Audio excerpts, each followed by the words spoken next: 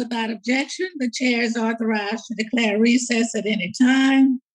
Pursuant to House Resolution 8, today the committee meeting is virtual. I look forward to when we can all get back together. I want to announce a couple of reminders to the members about the conduct of this remote hearing. First, members should keep their video feed on as long as they are present in the hearing, and members are responsible for their own microphones. Please also keep your microphones muted unless you are speaking.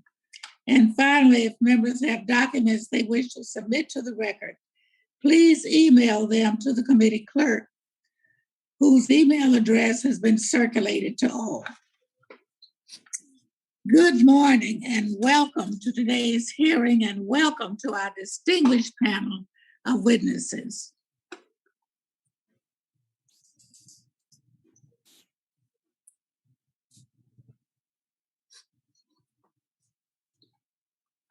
I look forward to hearing your expert insights on how we can ensure a continued United States leadership in science and technology, and harness our research enterprise and all of our nation's talent to develop solutions to our most pressing challenges. This morning, the committee will discuss the current state of American science and technology enterprise, the challenges posed by both increasing global competition and shortcomings in our own system, and the opportunities to reimagine and recommit to our innovation future. I understand the depth of challenges we face, but I remain hopeful because I see the commitment, the passion, and talent of our scientists, engineers, and especially our students and early career researchers. I'm inspired to do everything I can to support them. For many decades, the United States was the unquestioned leader in science and technology. This premise was firmly established through a massive investment in the 50s and 60s to build national laboratories and entire agencies like the National Science Foundation and NASA, and to support unfettered research at U.S. universities. That commitment paid real dividends, allowing the government, the private sector, and indeed the world to reap the technological benefits. However, since that peak, our commitment to non-defense R&D fell rapidly, then plateaued as a share of our discretionary budget. As a share of our GDP, it has continued to decline. In the meantime, many other countries have increased their investments and built innovation systems based on our own successful models. One of those on the minds of many here today is China. China is already outspending us. It may only be a matter of time before they are out innovating us, including critical technologies that underpin our economic and national security. I agree that China's rise in science and technology creates real challenges for us. We have good reason to be worried about research integrity and how research will be used. However, we should not let those concerns misguide our thinking about how we will lead in the future. We will lead by doing our own best selves, not emulating China.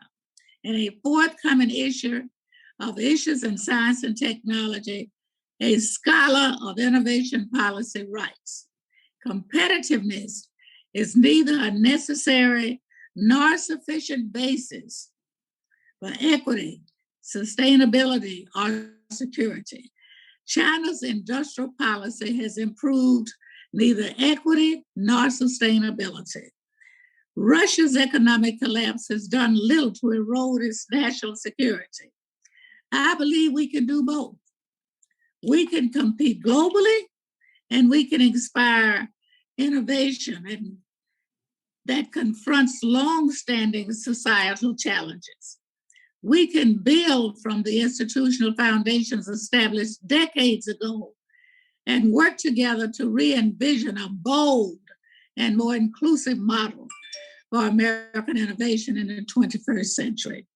There are a lot of big ideas to discuss, and I am sure that today's hearing will be valuable and a constructive conversation for all. In particular, we will be looking to the expertise on this panel as we continue to develop bipartisan science and innovative legislation in the coming weeks and months. And with that, I recognize our ranking member, the Honorable Lucas, for his opening statement. Thank you, Chairwoman Johnson, for holding this hearing on the future of American innovation, and thank you for those wonderful thoughts you just offered. I believe this is one of the most essential concerns facing our committee, because our commitment to America's scientific progress is what underpins every other issue that comes before us, from space exploration to clean energy development, and from the strength of our economy to our national security. Our investment in basic and early stage federal research gives us lower food prices, better healthcare treatments, cleaner and cheaper energy, and widespread access to reliable broadband internet. It just hasn't come to my farm yet, in Western Oklahoma. Reliable, that is. In short, our investment in basic federal research, infrastructure, and workforce development pays massive dividends. American companies use the knowledge and tools gained in our laboratories to commercialize innovations that improve our lives and our economy. Historically, the United States has been the world's largest investor in research and development. U.S. government and industry spent a combined $511 billion on R&S in 2016, generating over $860 billion for our nation's economy, while supporting over 8 million jobs. As numerous studies have concluded, as much as 85% of the long-term growth of America's economy is scientific and technology. It comes from scientific and technology advances. But our research in science and technology is under threat. China has likely surpassed us in total R&D spending already. While they increased their research investment by 56% between 2011 and 2016, ours fell by 12%. The Chinese Communist Party has an aggressive and strategic plan for their scientific development. They've been very clear that they intend to overtake us in critical technologies. Communist leadership in China hasn't been shy about how they plan to outpace us. In addition to outspending us, they're looking to acquire foreign research, attract premier talent by building out world-class research infrastructure, and build up their domestic STEM workforce. With our leadership in science and technology at risk, we need to reevaluate our commitment to the fundamentals we need to succeed: basic research, cutting-edge facilities, and a thriving STEM workforce. Chairwoman Johnson and I agree on the need to support federal research. A few weeks ago, we introduced legislation to reauthorize the National Science Foundation. Along with Research and Technology Subcommittee Chairman Stevens and Ranking Member Waltz, we put forth the NSF for the Future Act, which increases the funding to $13 billion over 5 years. It invests in industries of the future, works to expand STEM education, and develop our STEM workforce, and includes important provisions to secure our research from foreign theft. I appreciate the bipartisan work that went into this legislation, and I look forward to working to move it forward. It dovetails nicely with the Securing American Leadership in Science and Technology Act, or SALSTA, as I like to call it, which is legislation I've introduced to double our funding in basic research and create a national strategy to focus our investment on critical technologies like artificial intelligence, cybersecurity, and quantum computing. SALSTA will invest in our research infrastructure so we have the facilities required to do groundbreaking research. It helps to grow a strong American STEM pool of talent through workforce development and STEM education programs. And it makes it easier to transfer technology breakthroughs from the lab to private industry through regulatory reforms. Taken together, SALSTA is a comprehensive and strategic approach to investing in American science and technological development. We're still benefiting today from research investments made generations ago. And that begs the question: what investments are we making for our grandchildren and their grandchildren? Are we being strategic and forward-thinking in our commitment to federal research and development? We have a fantastic panel of witnesses here today, and I'm looking forward to their insights into that question. As a wheat farmer, I'm an eternal optimist. I always plant the seed in the ground. I'm optimistic. I'm going to make a good crop every year. And I'm also optimistic that we can work together in a bipartisan fashion to strengthen our research industry and invest in the future of our scientific development. And with that, Madam Chairman, I yield back and enthusiastically look forward to the rest of this hearing. Thank you very much, Mr. Lucas. If there are members who wish to submit additional opening statements, your statements will be added to the record at this point. And at this time, I'd like to introduce our witnesses. Before I do so, I will just note that they all have such distinguished careers.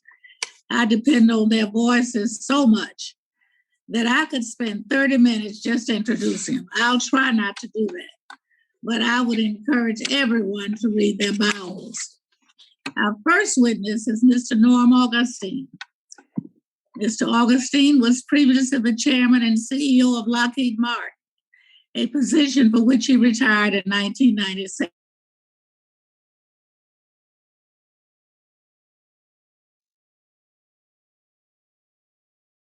Undersecretary of the Army and acting Secretary of the Army, among many other positions in his long and distinguished career, and a great mark on where we are in our future now in this scientific endeavor.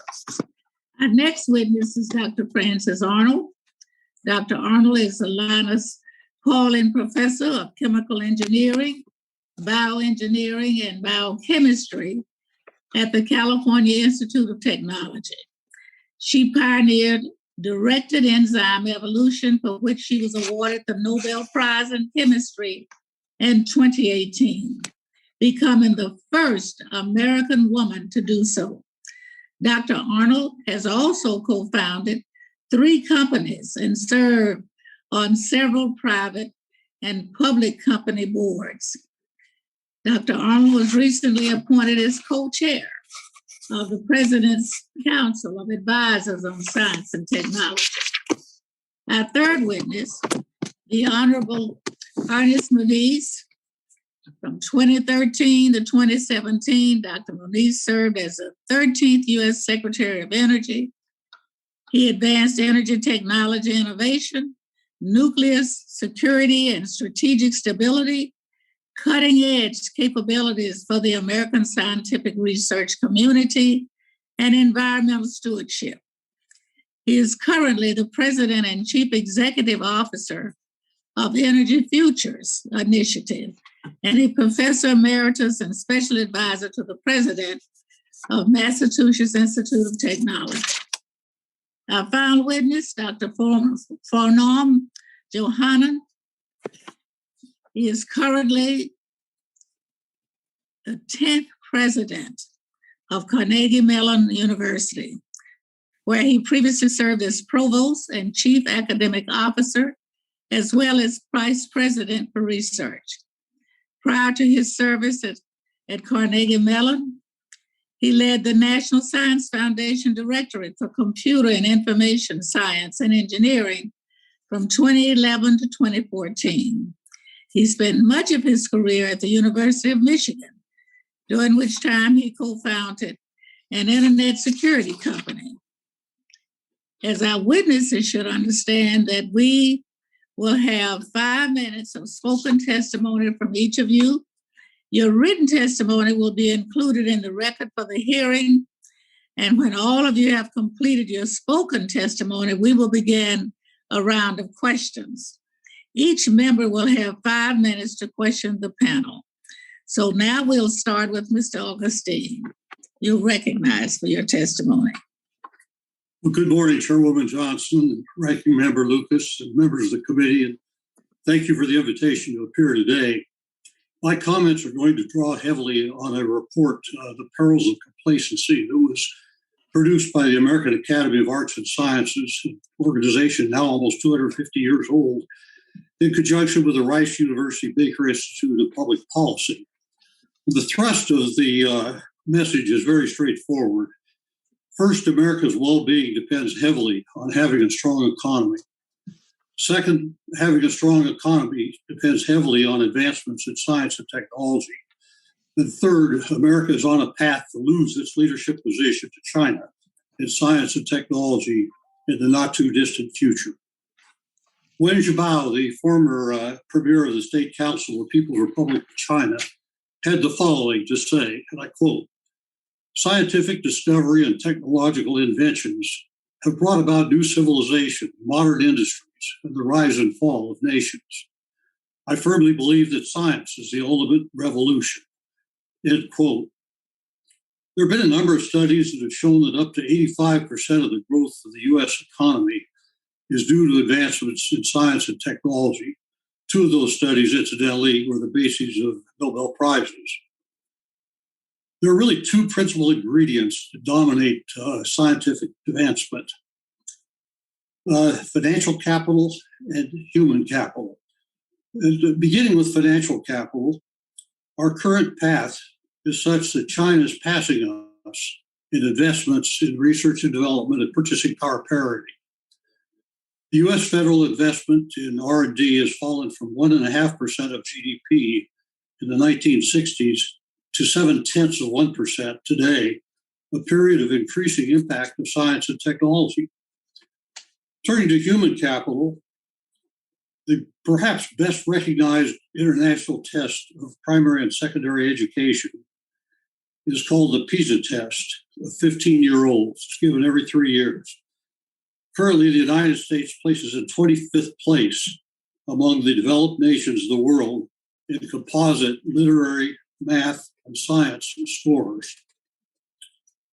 It's noteworthy that the U.S. scientific and technology enterprise today would barely function were it not for foreign-born individuals who have come to our country, received their advanced degrees here, remained here, raised their families here. These individuals today provide 28% of the faculty of science and engineering at our universities. They provide 1/3 of the entire U.S. scientific and technical workforce. And they provide half of the postdoctoral workers who perform much of our nation's research.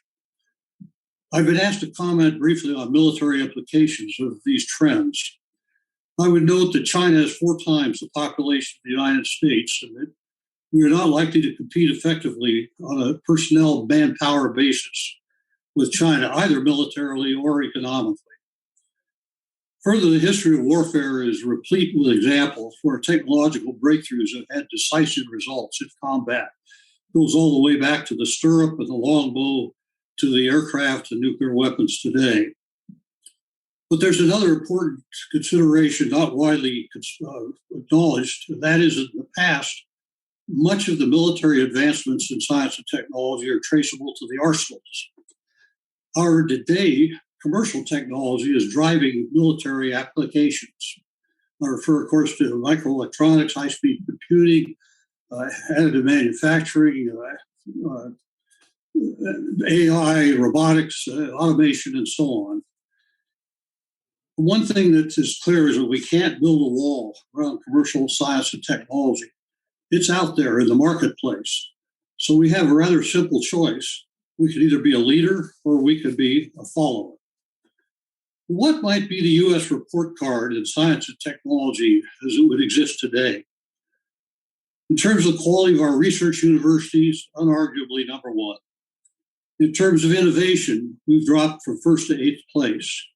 R&D intensity, a fraction of GDP, we've dropped from 1st to 10th. Primary and secondary education, we're 25th. Professionals in R&D per capita, 28th in the world. The fraction of research funded by the government, we're 29th in the world. And the fraction of initial degrees awarded in engineering, we're 76th, just behind Mozambique. Let me permit me a personal word in closing. My first trip to China was 44 years ago. I saw a handful of automobiles. Every adult was wearing a Mao suit. I visited there every half dozen years or so since that time. And while I don't admire many of their methods, the economic, military, and S&T results are truly astonishing. I'm 85 years old. I probably won't be around when the results of the decisions that we make today and that are being made in China will have their impact. But I would note that very early in my career as a young engineer, I had the great privilege of playing a very tiny part in putting 12 people on the moon, all of whom became my friends later on.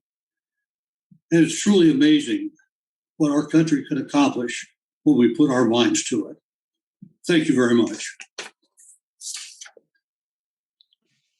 Thank you very much. Dr. Arnold. Chairwoman Johnson, Ranking Member Lucas, members of the committee. First of all, thank you for supporting science and for inviting me to appear today. As an inventor, teacher, entrepreneur, and researcher, I have seen where innovation succeeds and also how it can fail. The quest to understand our universe and our place in the natural world is one of the great manifestations of human creativity. And as you well know, such exploration is also the foundation of wealth. The rest of the world appreciates science as the driving force of prosperity, and they are making the necessary investments to compete. Now, I've been everything from a taxi driver to a mechanical and aerospace engineer working for the nuclear industry, later building solar energy facilities. After earning a PhD in chemical engineering and doing basic research in biophysics, I became a professor, an inventor, and co-founder of several companies. Now, I was never particularly expert at any of these professions, but through these diverse experiences, I acquired knowledge I could recombine to solve problems in new ways. Inspired by the astounding feats, engineering feats of the biological world, I chose to become an engineer of that world and tune nature's machinery to do chemistry for us.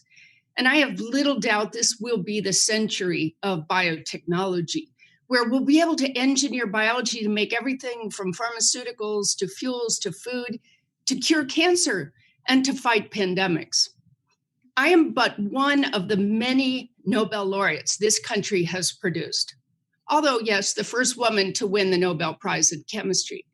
But importantly, I'm the product of government investment in science. That funding has supported cutting-edge research and trained more than 200 postgraduate researchers who are now at top universities, government laboratories, industry, and several have started companies that today employ hundreds more. Federal grants enable seedling ideas to take shape, but not to create the many commercial products that come out of our research.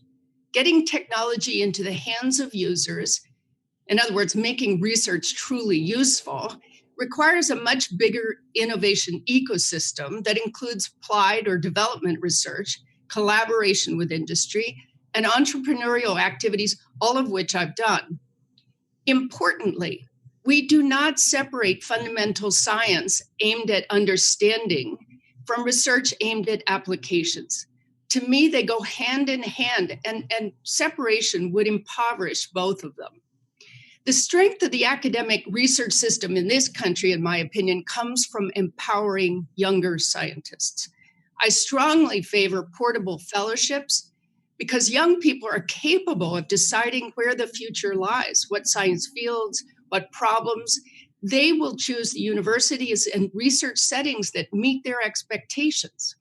Unrestricted grants to the most promising young researchers pays off with work that is truly innovative rather than conservative by design, because these PIs are freed to formulate whole new questions outside the confines of bigger projects whose goals are already set in stone. I received such support early in my career from the Packard Foundation. Make no mistake, not all ideas are good, nor do all such investments lead to breakthroughs, because scientists know there may be no pot of gold or Nobel Prize at the end of their little rainbow. But I believe we should reward exceptionally talented scientists who can tackle those high-risk, high-reward problems. And please note that all 3 US women who've won Nobel Prizes in the sciences in the last 3 years were supported in their early years by the Packard Foundation. This is remarkable, and it is not a coincidence. I love what I do for what it can do to alleviate suffering of people and the planet. It was easier, however, 35 years ago to start a career in academic research because we did not spend 2/3 of our time in department meetings, writing proposals, or complying with regulations. Instead, we focused on research, mentoring, teaching. That has degraded. With additional responsibilities that women have with respect to family, it's very difficult to compete, almost impossible to enjoy the process. It is also a struggle for scientists from underrepresented communities. And the most talented people have multiple choices and simply take other paths. I'm honored to be testifying before you today. I greatly appreciate the recognition each of you has given to these issues in recent legislation, and your recognition there's more that we must do.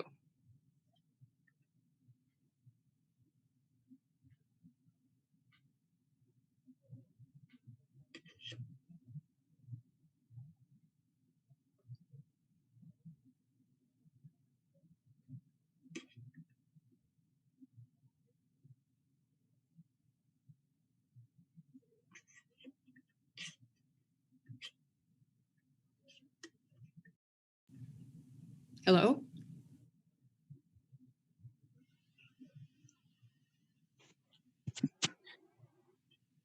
I don't know if we lost the chairwoman. Oh, Yeah, Should we go to the looks like document? Chair Johnson's. Yeah, it looks like Chair Johnson's not with us. Should we go to the next witness? Yeah, We Secretary should. Moniz. Secretary, you're on mute. Yeah, the most famous expression of the new age, you're on mute. Thank you. Okay, Madam Chair, Ranking Member Lucas, members of the committee, and thank you for the opportunity to testify before you today.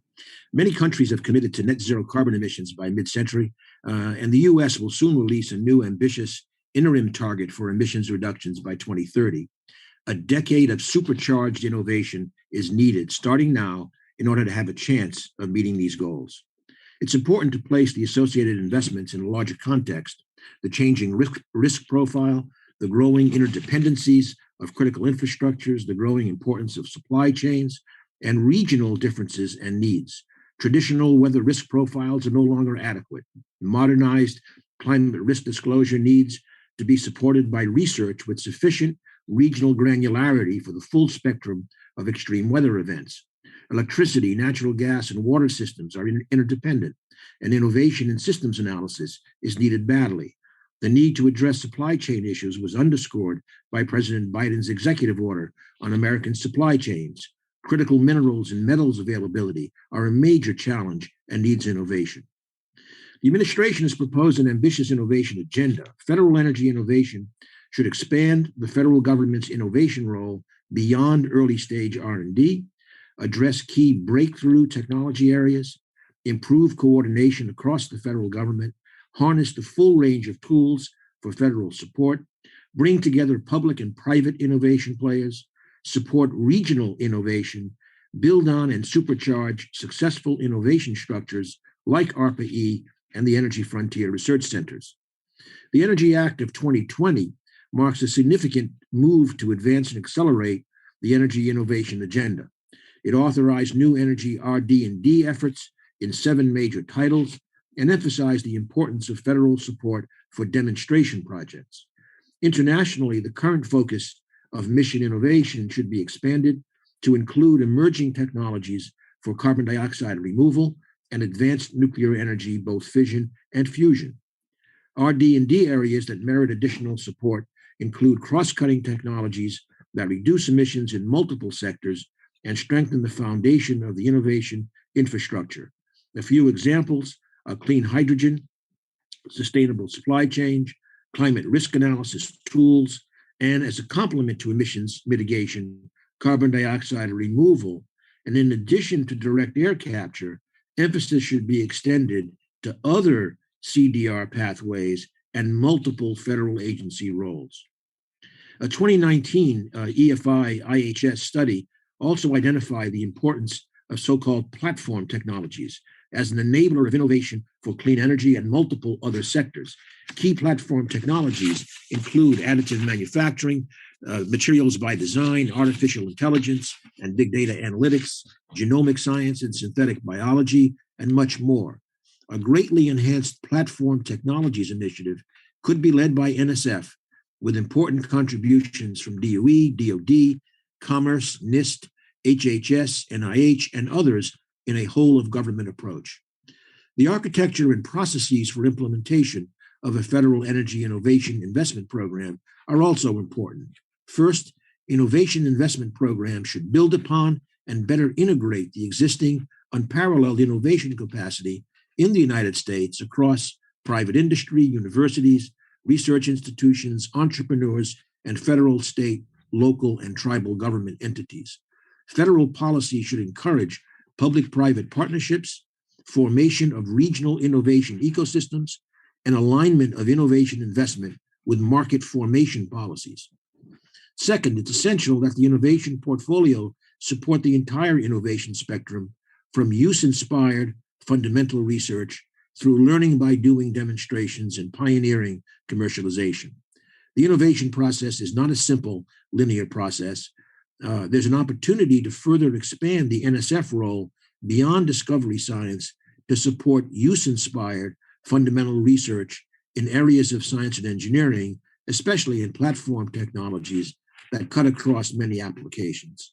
However, adding a major focus on technology development and commercialization to NSF's mission would be a major risk to the nature and culture of the agency and would need to be circumscribed with great care. A great example of use-inspired research comes from DOE. Energy Frontier Research Centers focus on fundamental research and yet have produced significant advancements in the technology base towards commercialization. ARPA-E has also been successful in bridging the gap and deserves more funding. The future role of NSF in use-inspired fundamental research should be complementary to and closely coordinated with similar fundamental research at DOE and other federal mission agencies. The innovation agenda calls for better alignment of the policies, players, and programs that are the key building blocks of our national energy innovation ecosystem. Madam Chair, Ranking Member Lucas, members of the committee, I look forward to your questions.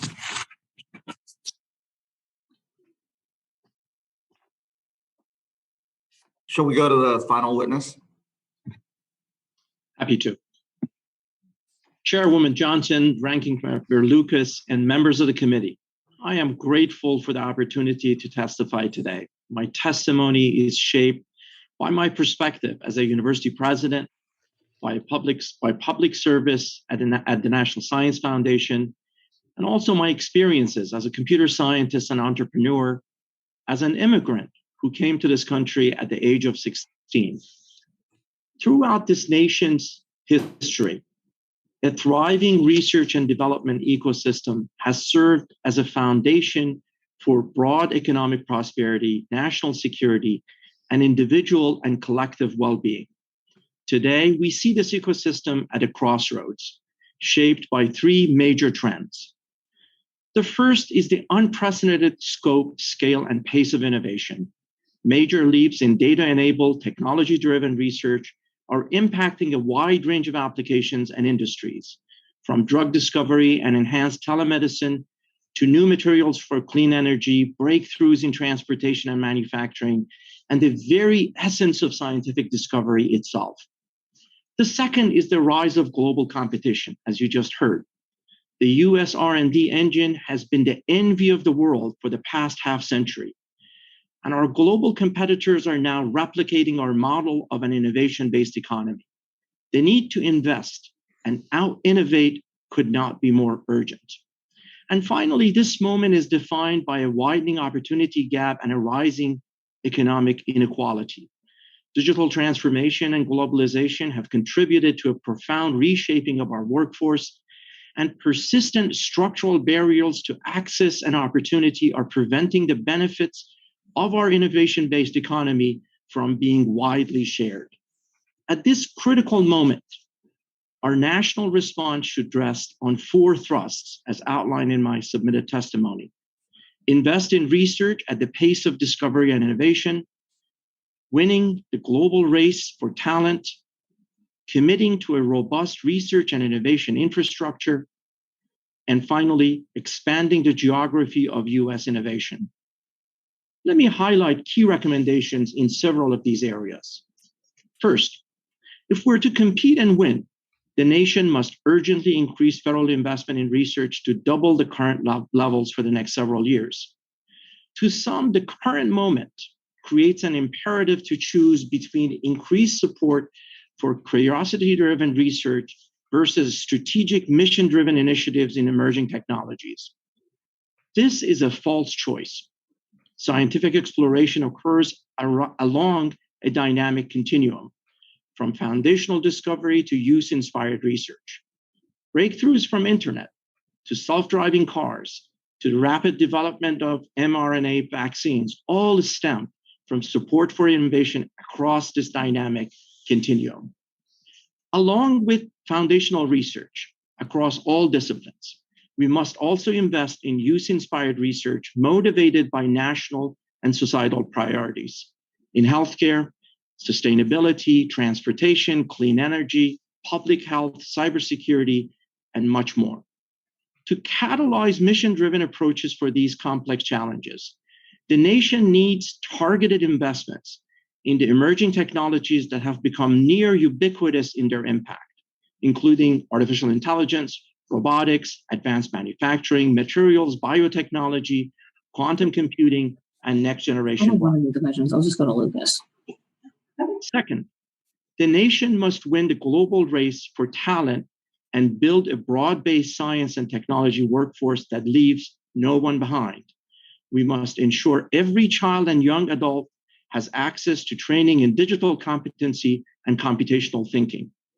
Double the number of graduate students and postdoctoral researchers in science and engineering, and broaden public-private partnerships for human capital development.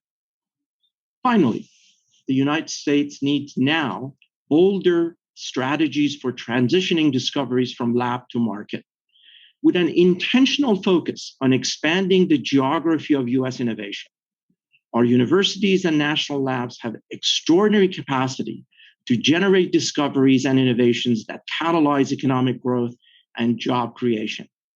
The nation must invest in entities adjacent to universities that are capable of facilitating the seamless fusion and transfer of ideas, technologies, and skills.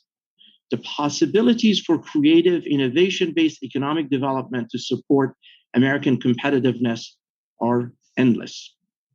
I'm grateful to this committee for the important work that you do, including advancing the NSF for the Future legislation.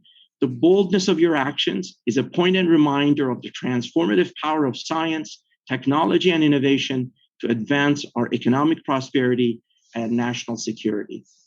The education and research community is ready to seize the opportunities that lie ahead. Thank you again for the opportunity to testify today. Great. Thank you so much to our speakers. And as vice chair of the committee, as our chairwoman proceeds to address her technological issues, I'll take over as chair. And we want to thank you all for your wonderful testimony. And what we'll do right now is move into the first 5 minutes of questions. The chair will recognize herself for questions and then pass it over to the ranking member. So certainly the breadth of topics and needs that all of you discussed are quite pertinent. And in particular, Secretary Moniz, you had mentioned the need to not just focus on R&D, but to look at technology transfer applications. And you as well, Dr. Arnold, also touched on that. But I'd like to get a little bit more specific. As you mentioned, Dr. Moniz, we can't get this, we don't want to necessarily house all the technology transfer at the NSF, in part because it's early stage original research applications. And you briefly mentioned DOE, but could you get a little bit more specific about where we might see this mature is the DoD, an avenue, or the acceleration of SBIR awards or other public-private partnerships that we should be pursuing. And you can feel free to chime in as well, Dr. Arnold. Yes, Congresswoman, I think these are very important issues that you've highlighted. Let me first kind of reiterate my view, at least, is that what we need is not to look in the same way that several of my colleagues have emphasized that there is a kind of a continuum across the innovation spectrum. What we need to do is to match that to what I believe is the structure of our very successful need of some juicing up, but very successful R&D enterprise across the multiple agencies, with NSF having a very, very broad remit across the entire science spectrum, and other agencies being mission agencies with narrower focus and complementary roles. It's maintaining the complementarity, which is critical. But as I said, I could see easily NSF having a major lead in leading use-inspired fundamental research. And as I said in the DOE example, once you're into use-inspired fundamental research, you will see spillovers into commercialization. That's the stage at which then that initiatives like SBIR can be extremely successful. I mean, I think we all know of so many examples of SBIR that has helped small companies grow up to the next stage going forward. And in doing that, I would like to emphasize something that Farnam said, and I said in my testimony as well, in terms of regional innovation systems. We really need to get regional pushes on innovation. And that includes, if you look at my testimony, the written testimony, the heat map of innovation institutions, we got some blank spaces there. And we need to take advantage of all of our talent in this country and use that also as a criterion for going from use-inspired research all the way to commercialization. Yeah, thank you so much. Dr. Arnold, did you want to chime in there at all? I'm specifically honing in on a few things that you said. I love what you were talking about, different topic, but portable fellowships, which I think gets us there too a little bit. Oh, well, I'm all for portable fellowships, because who does the future belong to? It's those students, and they're smarter than you might think about knowing what the future will be. But I also want to say that I have received SBIR grants and STTR grants that are critical for taking things out of the basic research laboratory and moving them at least to the next stage.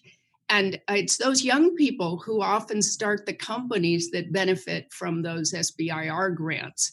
So that's a wonderful mechanism. And it's also a very high quality mechanism. Those are hard to get, and they're very competitive, and I think could easily increase in number and be very beneficial. Yeah.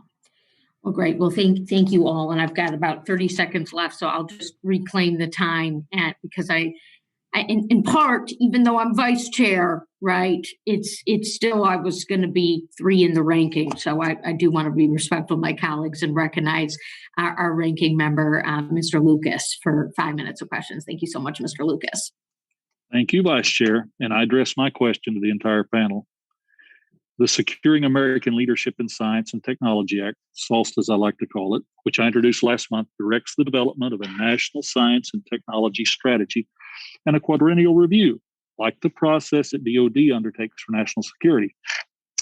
Can each of you comment on what you would like to see in a process for a whole government strategy for S&T and how that might benefit American competitiveness? And whoever would care to go first. Well, I'll be happy to start if I may. I think your question touches on a very important aspect of the issue we're addressing. One of the problems today is nationally we really have no R&D strategy or R&D plan. We also fund our R&D efforts on a yearly basis, and R&D just don't work on an annual cycle. Furthermore, I'm not aware of any successful corporation in America that doesn't have a capital budget. The federal government has no capital budget, not in R&D or anywhere else. And so I think one of the very first steps will be to put together planning that includes emphasis on the transition from the laboratory to the field. We lose a lot of our edge in that transition period. And I will be brief so that my colleagues can speak. I'll turn it over to them. Absolutely. Doctor? I'll be happy to chime in next. I mean, if you step back and look at our R&D ecosystem, which candidly is the envy of the rest of the world, the investment that we've made in this country over the last 75 years has not only enhanced our global competitiveness, but very, very bluntly, has enabled so much in this country in terms of our prosperity of our nation and national security. But the entire R&D ecosystem not only has the government investment, but it also has to be catalyzed by private sector. You need to have public-private partnerships that spur essentially productive entrepreneurship and enhance both skill development and innovative supply chain of ideas, if you will. You also need to have strategic alignment of education, economic and community development, as well as infrastructure initiatives. So any kind of a decadal survey or assessment of this would really have to look at the entire R&D enterprise of the country.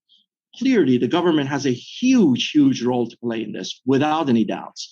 Our agencies across the country, whether it's NSF, NASA, DOD, and so on, and Department of Energy, they have a massive role in terms of shifting and prioritizing our priorities in this country.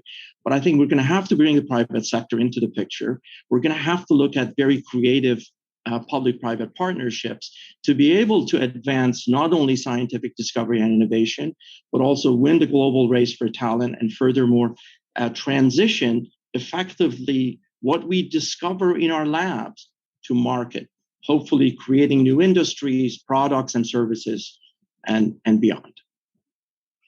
Anyone else scared to offer some input on that? Sorry. May I add, Mr. Absolutely. Member? Absolutely. Let me tee off from just one of the elements that you introduced, the quadrennial review of DoD. And I will note that when I was secretary, we initiated a quadrennial energy review, which had the idea of looking at whole of government and looking at a extended period of time, like a 5-year horizon, which was very important. And I might say that seemed to strike a chord because we had, in what was a difficult political environment, we had 21 recommendations from that review passed into law by the Congress. So, because I think that leads to a completely nonpartisan approach to meeting these needs. So today, just as one example of this need for integration and looking ahead, I've mentioned a couple of times a critical technology that is getting more and more attention in the Congress: carbon dioxide removal from the atmosphere and the upper oceans. We did a portfolio analysis. DOE has a huge role. NSF has a huge role. Agriculture has a huge role. Interior has a huge role. NOAA has a huge role. I think that's the kind of perspective we need to bring to more of our critical challenges in terms of bringing it together, putting it before Congress, and going forward based upon sound analysis, and I think garnering, I would hope, strong bipartisan support. My exact point. And Dr. Arnold, my time's expired. And I regret that. I don't have anything to add here. I yield back, Vice Chair. Great, and thank you so much. And with that, our Madam Chairwoman Johnson has returned, and I will pass the running of the hearing back over to her. Thank you very much, Ms. Stevens, and thank you for filling in during my Wi-Fi failure. And let me thank all the witnesses as well. Let me say that when I think about reimagining our innovation future, one of the things that that's in my focus is how we need to be more inclusive in our approach to innovation. By inclusion, I mean by gender, ethnicity, race, and disability, and institutional and regional diversity in expertise and in perspectives. I think about listening to those in our communities who might have something to say about the nature of our challenges and our research agenda, but who are traditionally connected to our local research institutions. That's just not a moral perspective, but it's also an economic and national security imperative. And I just wonder,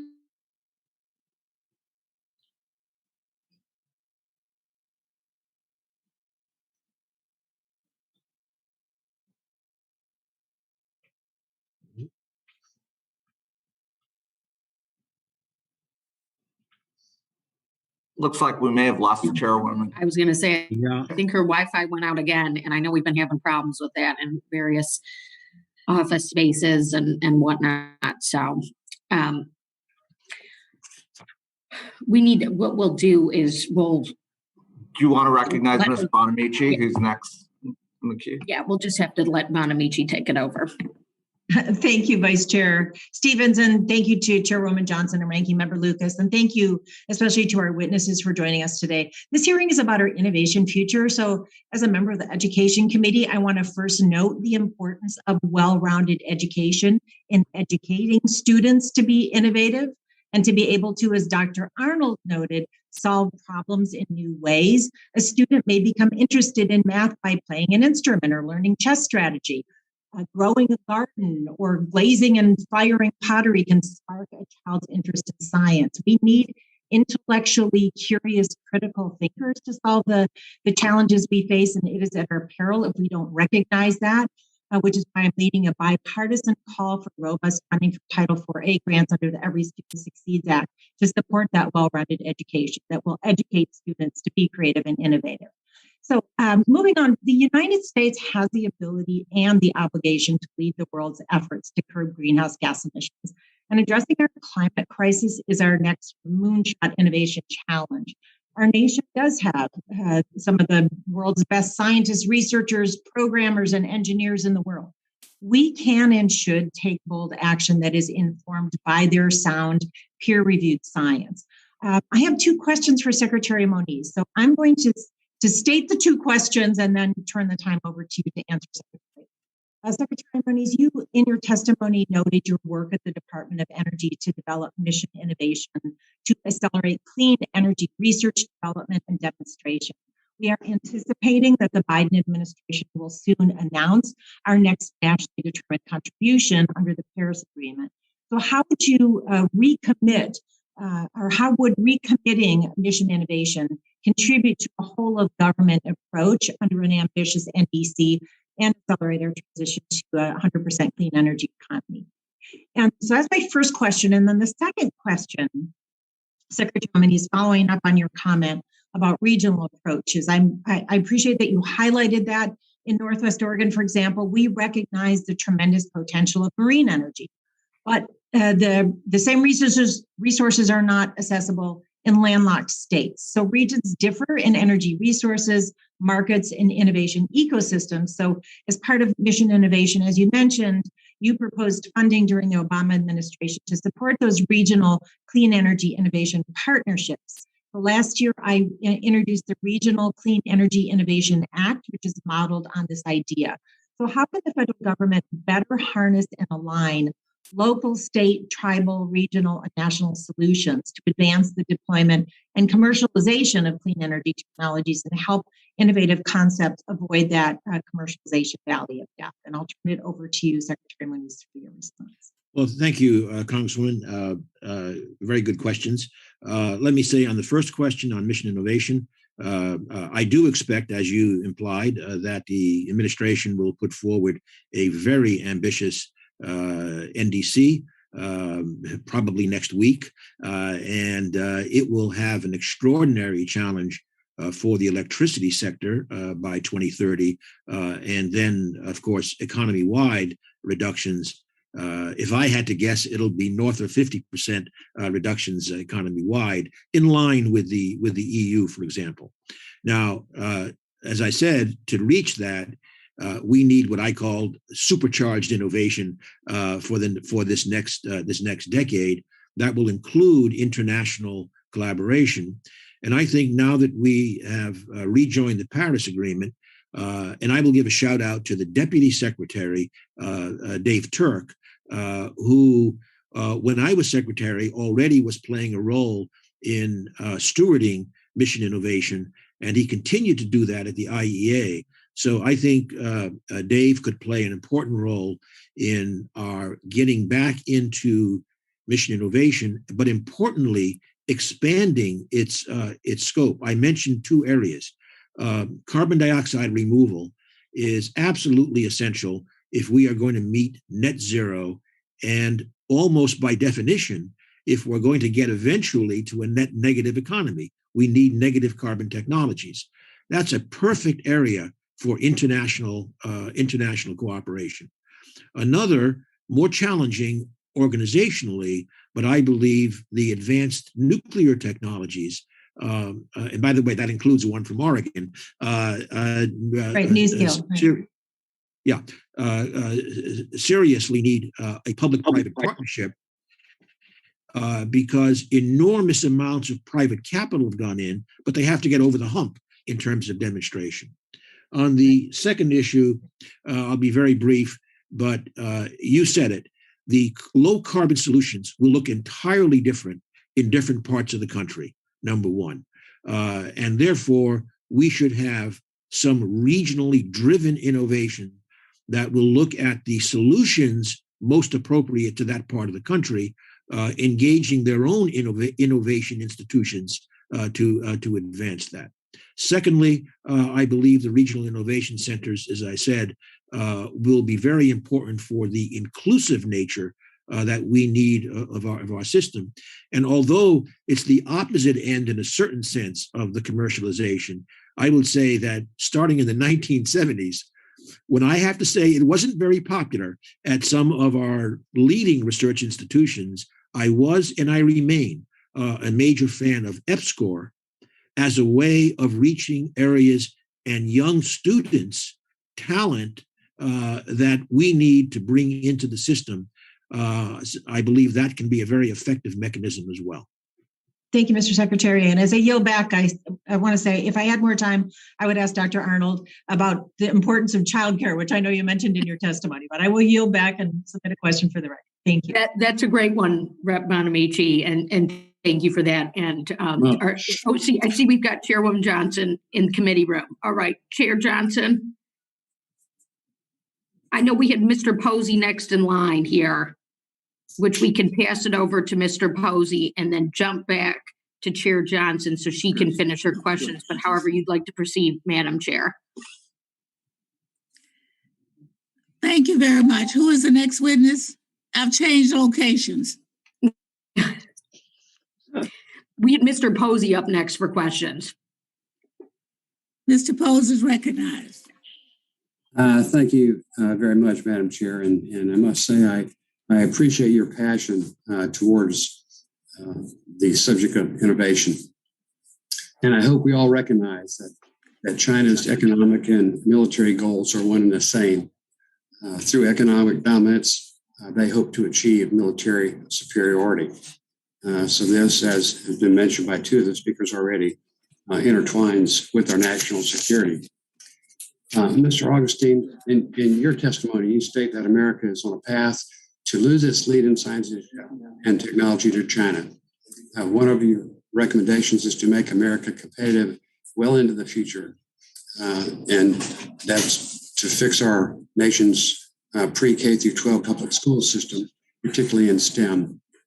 Would you be willing to give us more specific recommendations?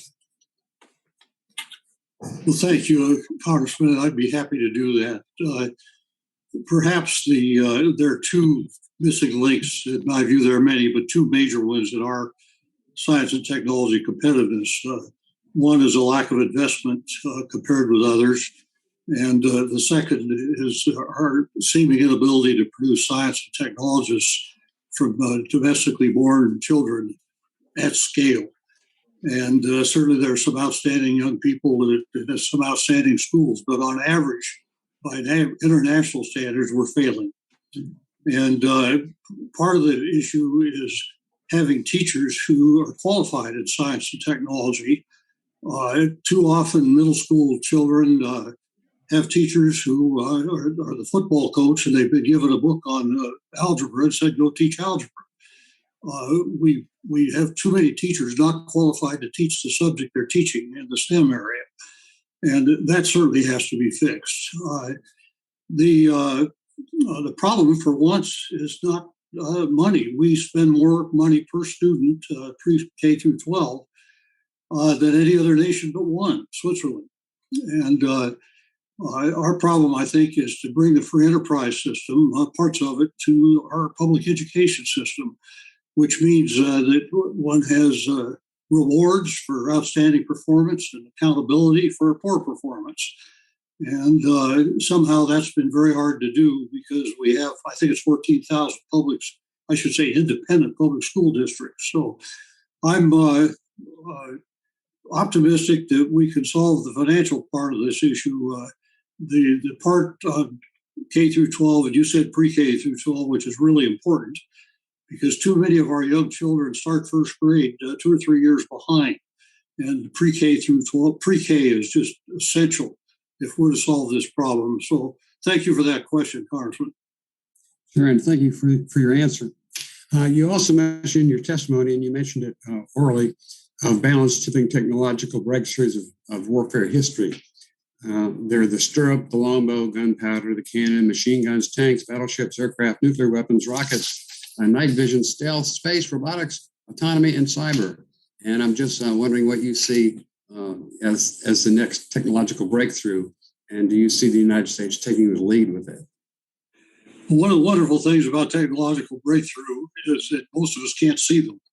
And I'm afraid I'm in that category. But to try to answer your question, there are some areas that certainly stand out as being at the leading edge of science today. And I defer to some of my colleagues on the panel, but artificial intelligence stands near the top, does quantum science with several applications. We often talk about computing, but there's many more applications. Robotics, autonomy, autonomous vehicles are being seen already. And and certainly biomedical sciences as has been pointed out, that's where I think the really big breakthroughs are going to come in the decades ahead. So one of the great things about some of the proposals that have been made for legislation would be to have the NSF put together a group of people who are really qualified to answer that very tough question and see if they could come to a consensus and then readdress it periodically.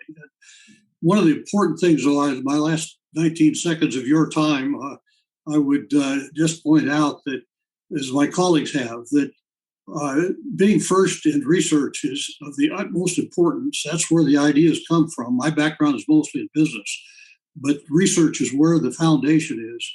But ideas left in the research lab are of little value in terms of winning wars or succeeding in the market. And I see my timer is at 0, so thank you, Congressman, for your questions. Thank you, Mr. Augustine. I yield back, Madam Chair. Thank you very much. Our next witness. Yes, you can finish your question. I had asked. Can you finish? Yeah. Then Mr. Barrett. Mr. Barrett. Mr. Barrett. Great. Thank you, Madam Chairwoman. Look, this is a great conversation. One thing that I'd add to Mr. Augustine, when I think about my public school education, I also had wood shop, metal shop, auto shop, which I do think we've really disadvantage a generation of kids by not having that exposure to the arts and, where you have to use your imagination. Now, I went on to medical school, and when I was training at UC Irvine, most of the PhDs that we were training with were going on an academic track. They'd go into academia and then join faculty and go on a tenure track. Fast forward to my professional life prior to coming to Congress as an associate dean and faculty member at the University of California, Davis Medical School. Most of the PhDs that we were training there were now actually getting their training, and they were going to go into the private sector or startups, et cetera. Not all of them, but many of them, were going in that space. And, I think the right mix, and again, Mr. Augustine, you touched on this a little bit, is how do we get that blend of academia and private sector innovation? When I think about academics, we were doing research and discovery just for the joy of solving these problems, not necessarily thinking about how we were going to commoditize it and bring it to the masses. Private sector is thinking about how you commoditize it and get it to folks. And so maybe I'll start with Dr. Arnold and then to the rest of the panel. One of the areas that I've thought a lot about is this area of technology transfer. And private institutions can do technology transfer a little bit easier than public taxpayer-funded institutions. And I'd be curious, and again, maybe starting with Dr. Arnold, what things should we be thinking about doing to make that tech transfer, a little bit tighter and easier? Right. Well, first of all, let me just say I'm the mother of a young man who got his education in tech through the U.S. Army. So that's a wonderful training place for hands-on technology. And he built the Mars rover at JPL after leaving the Army. So there are wonderful careers in hands-on technology that young people should know about and should be ready for. And we shouldn't have to rely just on the military to train these people. Now, to answer your question, I am what should we do to promote tech transfer in places is make it easier, right? Technology is not useful until someone uses it. Academics are very fond of saying this is useful for something, but they have no clue what it takes to get it into the hands of real users. On the other hand, the young people who actually do the development of the technology, who invent it, want to do that. And so that to the extent that we can support the transition of some of these young graduate students into the entrepreneurial space, as often happens in California, California has a thriving ecosystem for that. To the extent that we can do that in other parts of the country, I think you'll see that done because they have the passion and hard work to make that happen. And Dr. Jahanian? Yes, if I can chime in. With respect to your comment about education, I just want to add one point and then I'll talk about technology transfer. I think we're at a point in this country that we need to be reimagining not only K through 12, but also higher education, because we're going to have to break down disciplinary silos. I think some of the most important advances that we're making, both on the discovery side as well as the innovation, the impact on society, are inherently becoming interdisciplinary, bringing people from different perspectives. So one of the important things to recognize is the convergence of disciplines that's really catalyzing some of the innovation that we're seeing. But very briefly, with respect to your very profound question related to technology transfer, what I can tell you in my experience over the past 25 years in academia, U.S. academic institutions have come a long way. We do have one challenge, which is something that I mentioned to, and also Secretary Moniz mentioned, is that what we need to do is we need to expand the geography of innovation in the U.S. And the best place to do it is to look at where the concentration of research is happening. In fact, in the U.S. today, we have about 200 institutions that are receiving more than $50+ million in R&D. And that could be an innovation, essentially, a center that could catalyze it, working with the private sector, working with the economic development in the regions and so on. So one really important concept to recognize is that going from lab to market doesn't happen on its own. We need to create the conditions, we need to create the environments to facilitate transfer of knowledge from lab to practice, from lab to market, creating new industries and products and so on.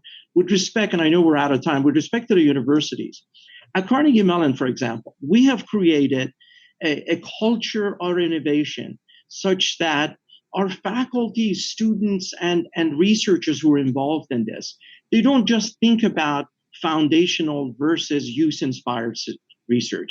They think about the entire continuum. But most importantly, we have direct engagement with the private sector.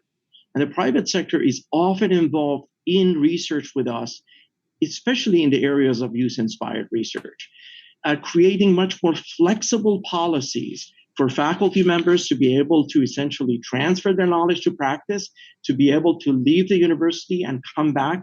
Again, at our institution, and I know many other institutions in the country, we've made that possible. And the final point related to the students is that our students, this next generation, they're hungry for it. They're hungry for the kind of essentially use-inspired work that you described.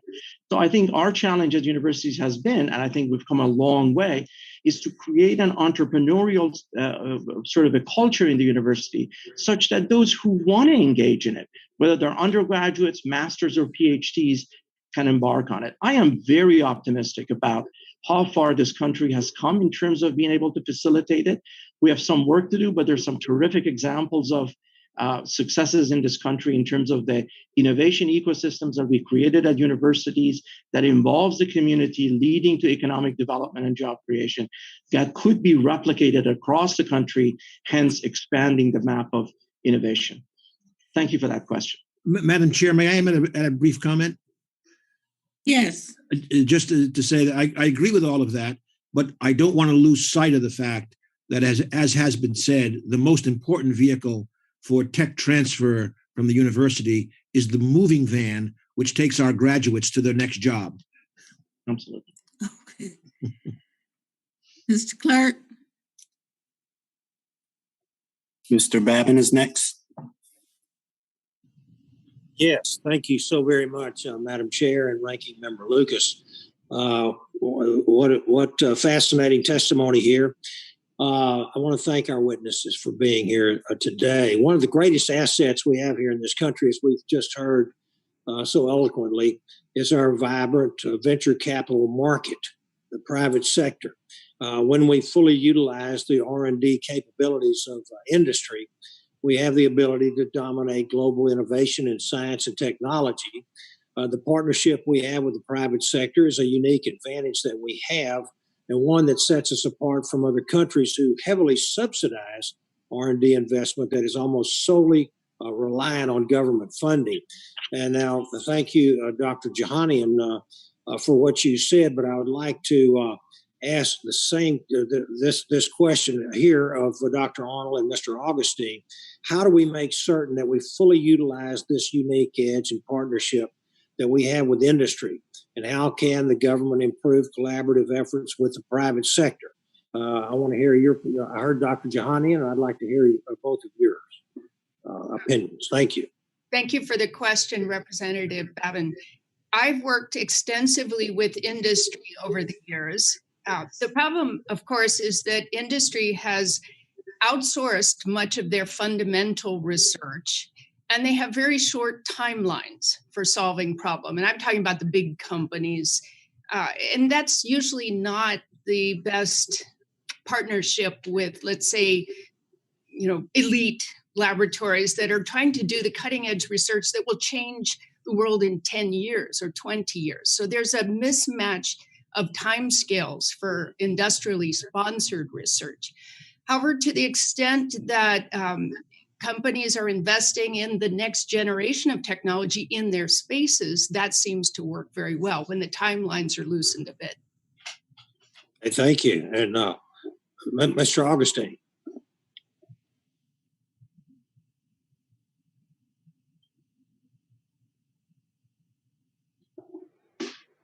I think you're unmuted, Mr. Augustine. Go ahead. Could you hear me now? Yes. Okay, good.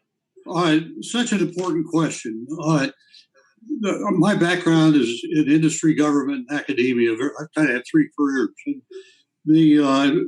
our system of producing new ideas and putting them in the market is really a three-legged stool. It depends upon these three elements. Government is going to have to be the funder of default of basic research. Industry just isn't going to do that under today's rules, with today's taxes, tax rules, and so on. So the government is going to have to fund basic research. That research will best be performed probably in our universities and national labs. It used to be performed in industry, but industry can no longer afford long-term investments of that type, high risk. When I first entered industry, the average shareholder held their stock for 8 years. Today, they hold it 4 months, and they don't care what happens to the company 8 years from now. So industry will invest heavily in development, but not in R. So that's so important that government fund R, that academia and the national labs perform R, and then transition to industry. And to pick up on Ernest's point, I've always felt the best way to transfer ideas between those three elements is to transfer people. And so the more easily that we can make it for people to move from those three elements one to the other, I think we'll find transitioning much easier. Thank you for a great question. Yes, sir. And I think I've got time for one more. The FBI and intelligence agencies have warned Congress about the threat of foreign espionage of U.S. science and technology, particularly on university campuses. So China's investment in development and not on basic research implies that they are building their technological success on the basic research developed in the United States and around the world. We've seen infiltration of Chinese influence in our university systems on several different occasions at our top institutions. So how do we ensure that foreign nationals from China coming to study at our universities do not undermine our open system of research? And what is the right balance for protecting U.S. basic research while continuing to promote an open science system that has made our scientific enterprise the best in the world? Dr. Arnold, I'd like to have you start with that. Well, Representative, I work in a field where the openness is a great benefit. It causes all boats to rise, and it's not directly related to national security. So I see the huge benefits of having fully open science, and I don't worry about infiltration from China because, frankly, the talent of the students who come make that research go forward. On the other hand, I recognize that there are areas of research where perhaps the openness should not be as open, and I'll leave the answer to those who know that better. Okay. Anybody else like to take a stab at it? I would make Go ahead. Go ahead, Farnam. Go ahead. I was just going to say, I know we're out of time, but I was just going to say that, as you said, that we need to preserve and enhance the research, education, and innovation ecosystem that has fueled our nation's prosperity since World War II. And this is a model that we know that has worked, and not a surprise that others are trying to copy it. Having said that, your question is very profound and it's really important. There are areas of research that openness is so important to the long-term success of our own science and discovery enterprise. But we also recognize, and I can say that foreign influence in form of intellectual property theft, cyber attack, espionage, other broad-scale state-sponsored efforts are direct threats to our nation's security and economic prosperity.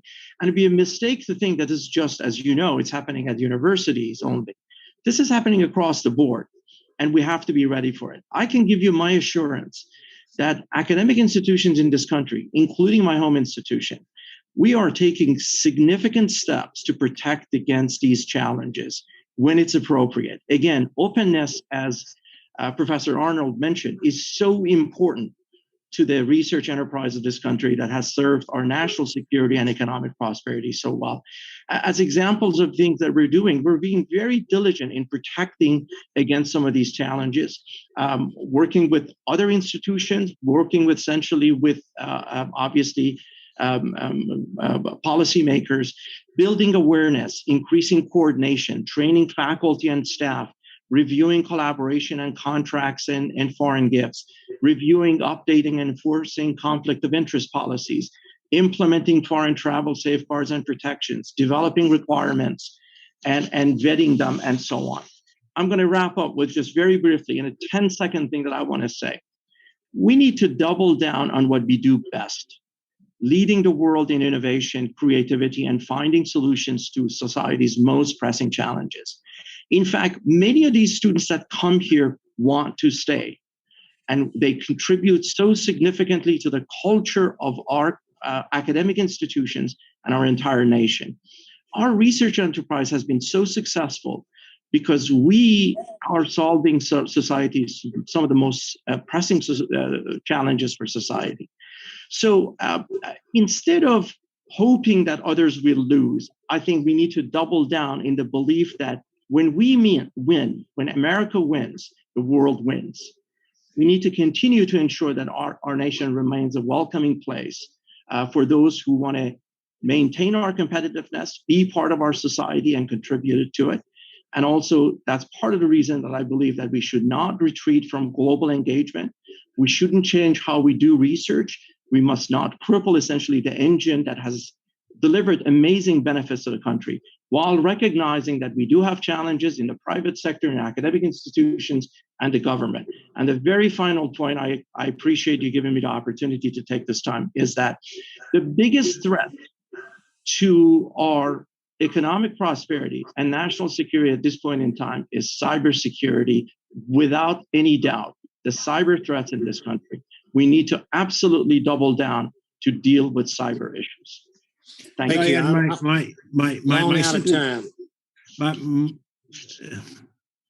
My simple point was that we can't kill the golden goose, so we need to support the open system. But what we also need to do is to get the clock speed up from that basic research to the ultimate products, so that it is in fact a material advantage to us to have that open fundamental research system. Thank you very much. I'll yield back, Madam Chair. Mr. Bowman is next. Thank you so much, Madam Chair, and thank you to all of our witnesses providing testimony today. I would want us to maybe shift our paradigm a bit. It's good to think globally, but I also want us to think about the untapped and unlimited potential we have here in our country. I would propose that our golden goose is in our historically marginalized communities, our red line communities, where we have historically underinvested in our schools and in our neighborhoods, particularly in our pre-K to 12 school system. And I'm so happy that so much of this conversation has focused on our pre-K to 12 school system because, you know, I've had the privilege of working in pre-K to 12 schools for 20 years in all Title I school districts. And I've worked in elementary, high school, and middle schools. I've been a middle school principal for over 10 years. And I could tell you that our kids are ready, willing, and able for more science and technology in the classroom. They're ready, willing, and able for more innovation. They are curious, they are collaborative, they are creative problem solvers, and they are waiting for us as the adults to get our act together and bring them more curricular and instructional opportunities. So I think a focus on K to 12 with regard to science, with regard to arts.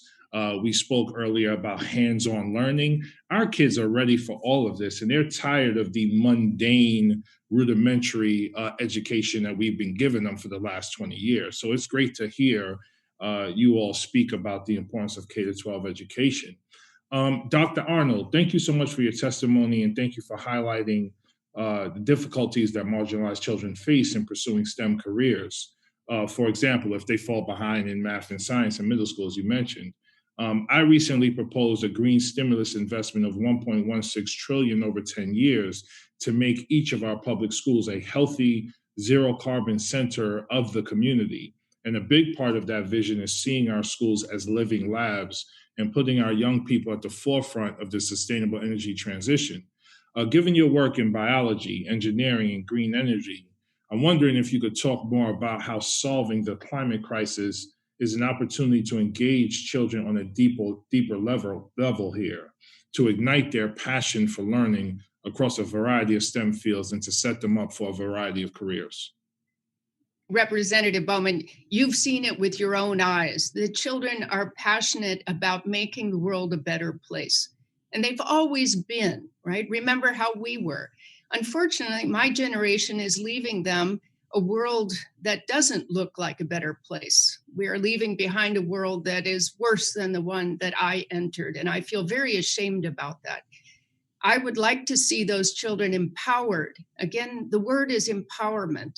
Empowered to make decisions about the future, about their education, about their careers that will enable them to make a difference. Science and technology is an incredibly powerful way to do that. And that's what I tell the young people. They need to know that through science and technology, they can make an impact on these major problems. And what better challenge than climate change, because that touches everything. So just a follow-up question. If I'm a teacher in a second grade classroom and I want to introduce my students to the world of science, to put them on a pathway towards solving the problems that we all know are pressing, not just climate change, but other problems as well. What is the best way I might do that, Dr. Arnold, and then others can chime in? Well, I'm not sure I'm the best second grade teacher, but I have raised 3 sons who are all curious. And I found that just taking them out into that world, not being afraid of that world, right? We tend to often imbue our children with fear rather than confidence. And fear of the future is not an effective way to instill creativity. So confidence, getting out into the world, making things happen, seeing things happen, getting out into nature, observing with your own eyes, building with your own hands. It's a very hands-on thing, science is. So anything that can do that, get them out of the Zoom room and out of the classroom and into the real world helps. Thank you so much. Mr. Munoz, did you want to jump in with a quick response? Well, I would just add that, again, I was not a second grade teacher, but my grandchildren have just gone through that phase. And I think the big thing is science is fun. Science is remarkable. And I think it goes back to what Norm said earlier. That's the teacher cadre that we need. That has the confidence, the interest, the excitement to say, wow, if we get these kids to see what science is about, remarkable stories, I think we'll get a new generation. Can I also add that I think it's very important, of course, the role of parents and mentors, et cetera. And on the climate side, we are going through a big change in which people of our generation see with their own eyes that climate change is not only an issue for their children and grandchildren, it's for them too, because we are paying a lot. Look, the recent Texas stuff, it would be an example of terrible results. And so maybe that will help the mentors also understand that this is important for the kids to have that STEM education. Awesome. Thank you so much. I yield back.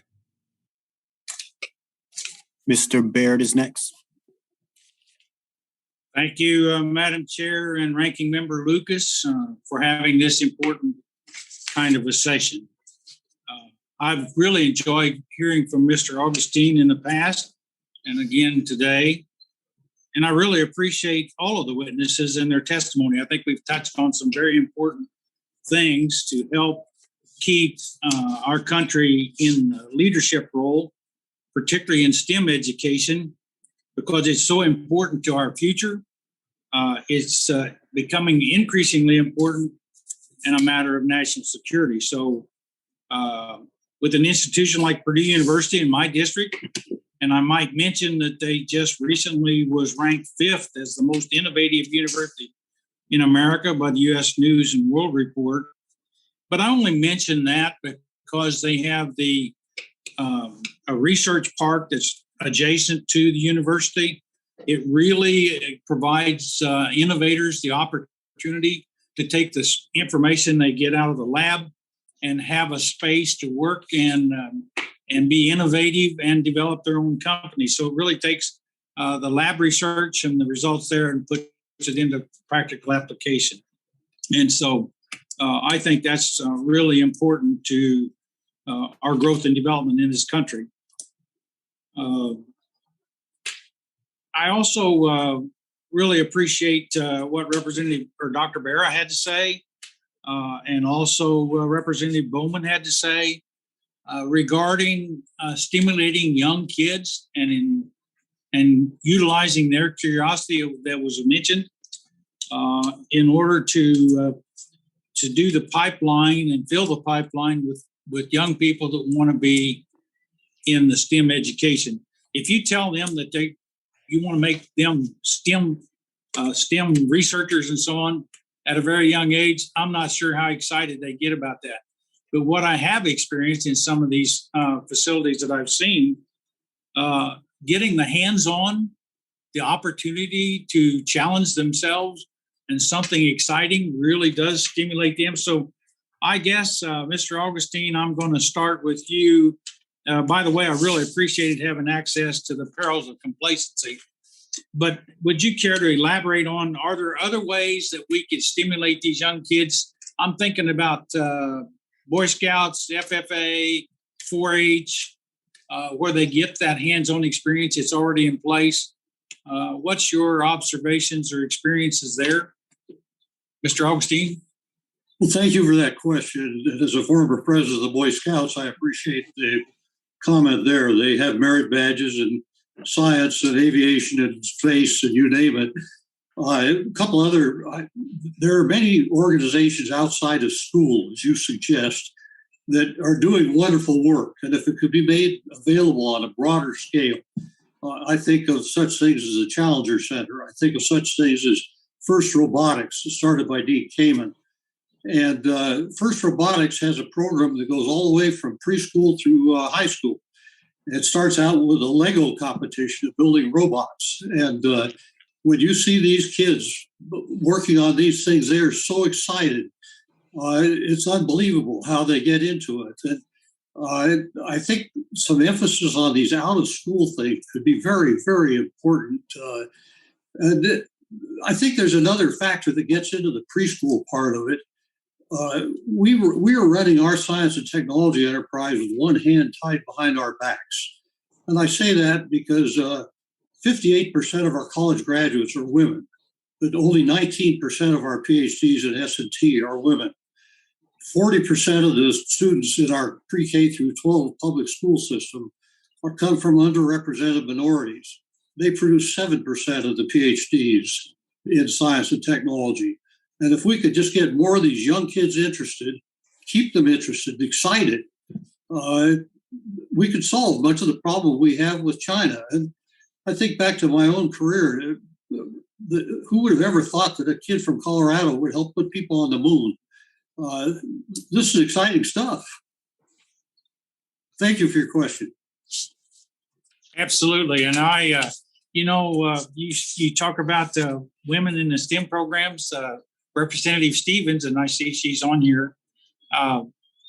We sponsored a bill way back in the last Congress that encouraged young women to get involved in the STEM program. I am sorry that I got several other questions, but I'm out of time. And so I really appreciate the other witnesses and their testimony. I found a lot of interesting comments that you made, and I appreciate it. I yield back. Mr. McNerney is next. Well, first of all, I want to thank the witnesses. Great testimony, and it's great to see you all in front of us today. Dr. Moniz, we have to focus on mitigation and adaptation for climate change, but is it now the time for serious investments in climate intervention, i.e. geoengineering research, so that we have that as an option in the future? You will need to. Sorry, I was muted. Yes, very important question. First of all, let me make a distinction. There's sometimes confusion, I don't mean in this committee, but between carbon dioxide removal and geoengineering. I think on the carbon dioxide removal, we need a big push in this decade towards demonstration and deployment so that we can address legacy CO2 in the atmosphere and the oceans. Geoengineering gets into much more difficult issues. I personally support highly regulated R&D, getting into perhaps localized demonstrations, but maybe we need a structure like NIH review boards, for example, to do that. To be perfectly blunt, I sure as hell hope we don't need it. But I think we have to do cautious and prudent investigations in case we need Band-Aids for a while as we address the core issues of mitigation. Well, moving on to fusion, what do you think the state of affairs is with regard to fusion as a potential energy source, including low energy nuclear reactions? Okay, well, let me first declare that I'm on the board of one of the privately funded fusion companies in Southern California, in fact. The fusion, first of all, a lot of people are surprised that fusion has probably attracted, that alternative fusion concepts has probably attracted $1.5 billion of private capital. It's an unknown story, and that's happened because the progress is quite stunning. The company that I'm associated with, TAE, for example, put out a press release last week, kind of admitting that we have reached stable temperatures approaching the 100 million degrees needed for DT fusion. At MIT, there's a spin-out that within months will be testing novel high-temperature superconducting magnets that can make a compact tokamak design feasible. So we are, what I would say is in this decade, we'll know if this dog hunts. And if it does, it is a big, big deal because, of course, it doesn't have the challenges of fission, which is also doing remarkable things, remarkable innovation in advanced small fission reactors. But fusion would be an even greater breakthrough and just change it would literally change the world. Thanks. Yeah, I'm pretty excited about fusion too. Dr. Jahanian, as co-chair of the Artificial Intelligence Caucus, I want to make sure that we in Congress are taking the necessary steps to make sure our nation stays competitive in AI. What metrics should we be examining in order to evaluate U.S. competitiveness in AI against significant players like China? Thank you very much for that question. As you know, advances in AI are probably one of the most important developments in scientific discovery and innovation over the past probably quarter century, among a handful of other things. I do want to, before I get to your question, I do want to highlight an important thing about AI, which connects us to basic research and importance of investing in foundational research. You know, we all look at AI and think that it just came to fruition overnight over the past few years. The truth is, we are here and our nation is leading it because for the past 40 to 50 years, we have invested in foundational research that has led to artificial intelligence. And in fact, some of the advances in machine learning, deep learning, and so on has happened as a result of these major investments at the National Science Foundation and then other mission-oriented agencies, including DARPA and DOE and NIH have met in advancing AI. So the importance of that is really something that I want to get across because that 30 or 40 years plus of investment in research is now bearing fruit and it's having impacts in various areas, as you know, from healthcare to manufacturing, in national intelligence, national defense, and so on and so on. With respect to metrics, I think there are a number of them. One is we really do need to make sure that our production of talent in this country matches the pace and scale and scope of innovation that's needed. The second thing that's important is to look at the application of AI in various areas, as I mentioned, whether it's in healthcare, whether it's in manufacturing, whether it's in smart transportation, whether it's in energy and climate and so on, and develop essentially metrics around that to see the progress that we're making. The last point that I want to make is that we need to be very cognizant of what's happening in the rest of the world and continue to out-innovate and continue to outpace our competitors. Because of the importance of AI, we see massive investments, as others have alluded to, by our partners and competitors across the world, including China. And we can't keep our eyes off the ball. Thank you. Well, my time is long expired. I'm embarrassed I didn't get to ask a Nobel Prize winner a question in the Science Committee, but I'll submit something for the record. Thank you. I yield back. Mr. Sessions is next. Chairwoman Johnson, thank you very much. And our ranking member, Lucas, thank you for doing this. To each of our three important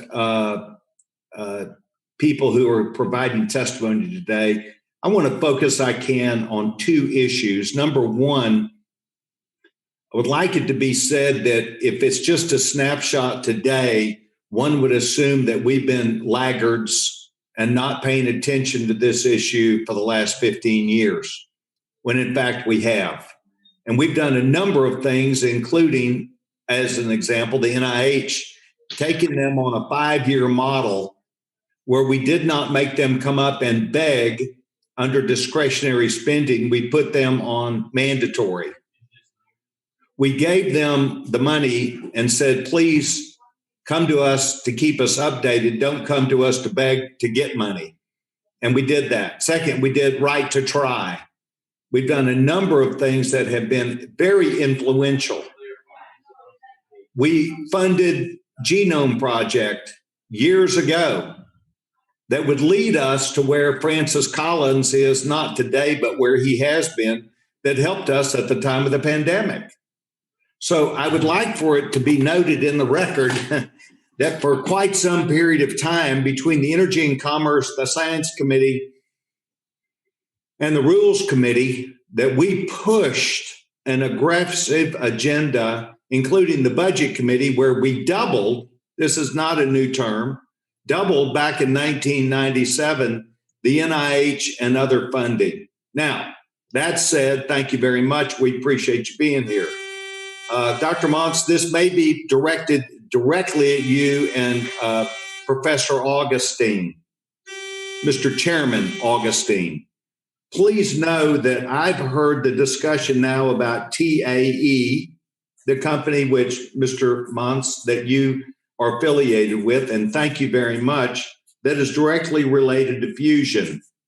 But another example I'd like to bring up is a company called Urenco. And Urenco is the world's leader from back in World War II of uranium-enriched services. Urenco is, by and large, until they get pushed out of European countries that don't like atomic energy or fusion, they exist in New Mexico, and they are the world's leader by far in these uranium-enriched services. Close to fusion, not the same thing, but they have to begin with the same product. My point to you in question now, with 2 minutes left, and I apologize, often though we just went through with Mr. McInerney a little bit extra time, I'd like for you to discuss why in the world would we pay our labs or people here to compete against someone like TAE and Urenco when they've already solved the problem? And they, because they're in the free enterprise system, are driven to making things better every day. Why would we pay $50 million to Oak Ridge Labs to try and learn how to do what we already know? Mr. Moniz? Thank you, Mr. Sessions. First of all, on the fusion side, I should say that if I just use the company that I'm affiliated with as an example, it's a partnership with the labs. Actually, has also been very important because the Department of Energy has provided large-scale computational services, and that together with a partnership with Google on machine learning. All these things come together for the progress. So it's really an ecosystem there. On the enrichment side, Urenco, as you said, is certainly the leader in the West for sure. If I may note, however, we have in my view, pressing need in the United States to deploy an American enrichment technology, because that's the only way we can serve our national security needs.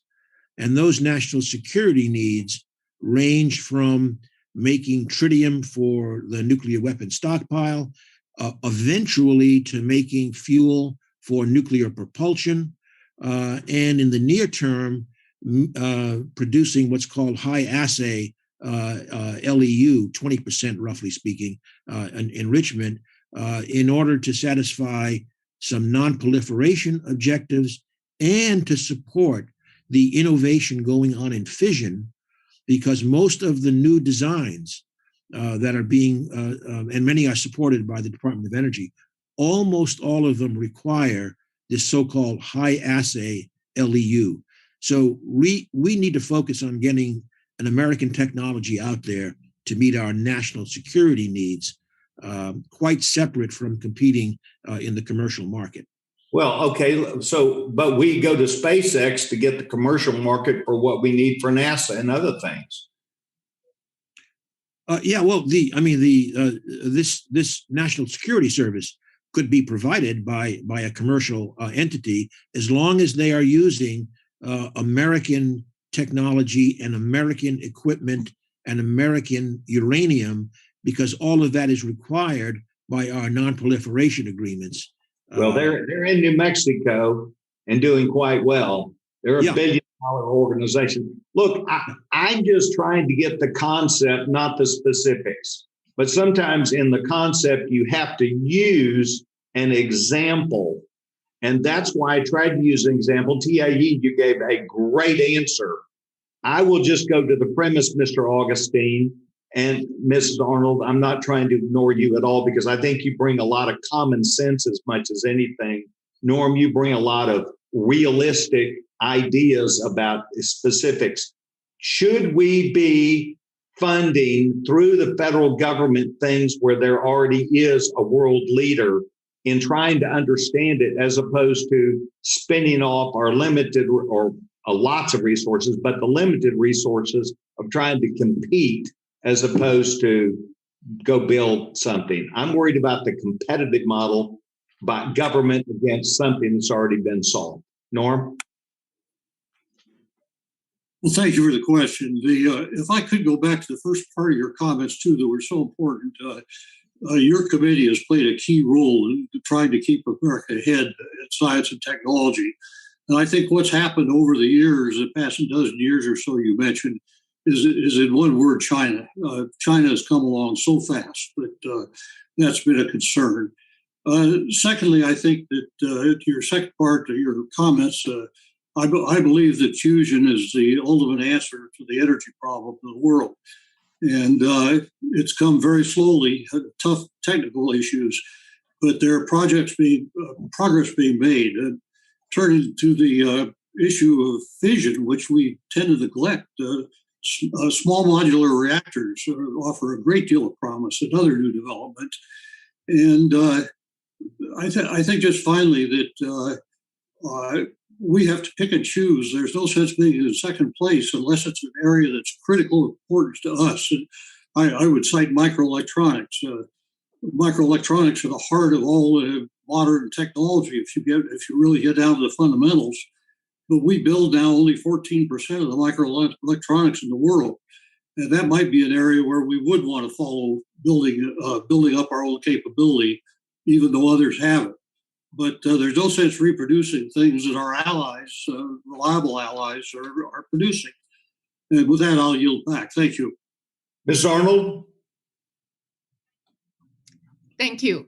I think the general idea that you're putting forward is that we shouldn't reproduce what already is happening in private industry as long as it's happening well. And there are many examples where private industry is fully capable of developing the technology and in fact better capable than a research laboratory would be doing. So I'm all in favor of that. But you also have to supply people to support those industries. So the education of those people is critical. No technology exists as a silo. Well, and that's what the last point, Chairwoman Johnson, I just would request 15 more seconds. And this is why we made permanent R&D tax credit so that companies could go and plan it in their long-term strategy as opposed to, quote, worrying every year. So I think we're going to get there. Chairwoman Johnson, thank you. Our three witnesses I find leading edge in the world, and I appreciate all three of them. Norm, thank you for your service to the Boy Scouts of America. Thank you very much. Mr. Foster is next. Well, thank you, especially to all our witnesses for your great written testimony. I stayed up far too late last night getting through it all. There appears to be a real appetite right now on both sides of the aisle to increase federal funding for scientific research. This obviously could result in a fantastic opportunity to propel forward enormous advances in science and research nationally, a sort of second Sputnik-like moment. Now, some of those proposals involve significant restructuring, renaming, and mission change in our scientific enterprises, while others see the existing structure as primarily sound but historically under-resourced, and basically just want to increase the amount of money there.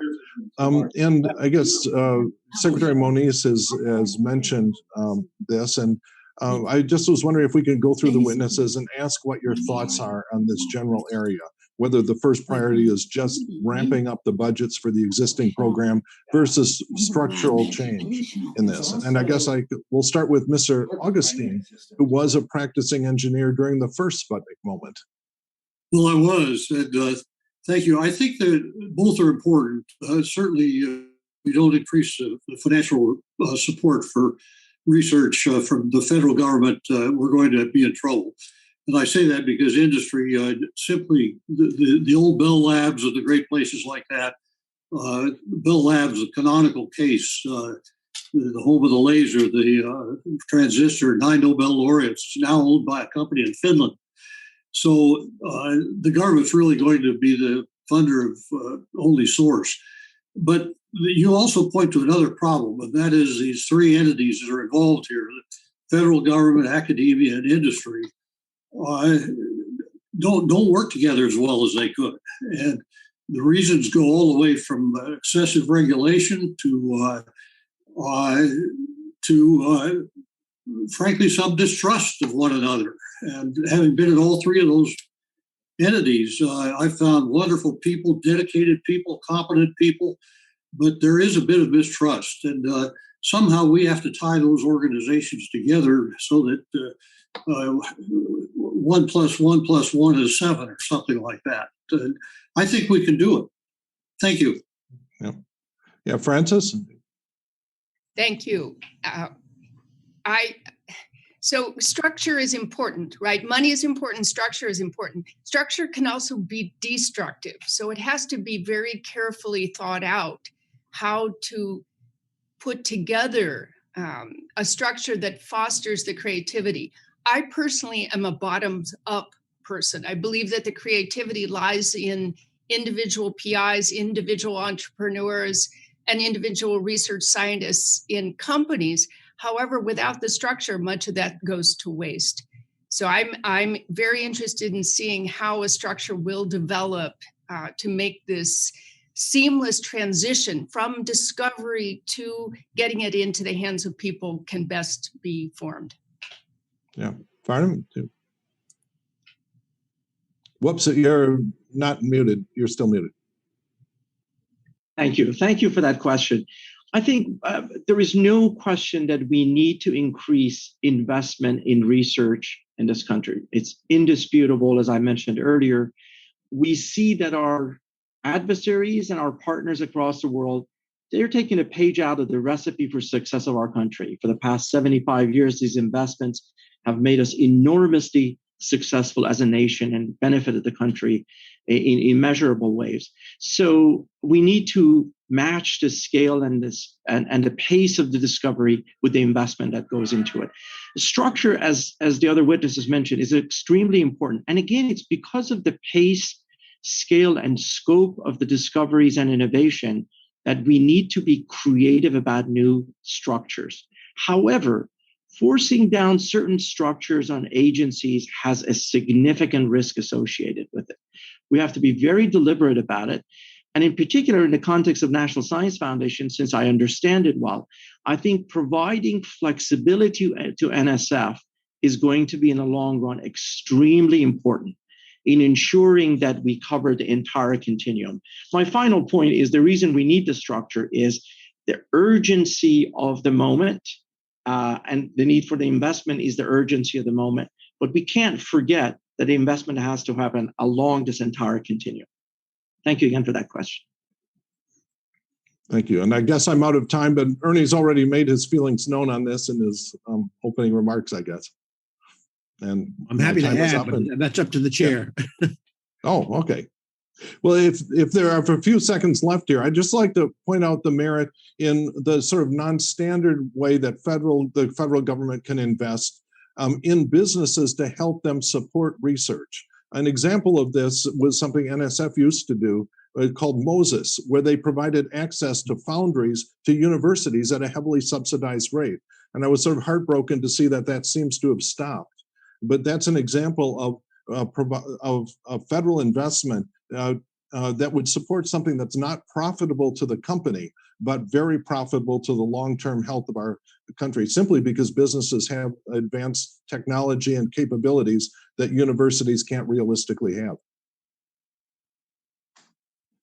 And if I may just note, of course, the national laboratories of DOE provide these tremendous user facilities that serve about 30,000 scientists per year. An example of something that would be totally impractical for individual universities or companies. If I may add on the first question, that I agree with the need for more resources. We have too many examples where the number of good proposals to available funds is such a large ratio that those selected are almost random by definition, given the pool.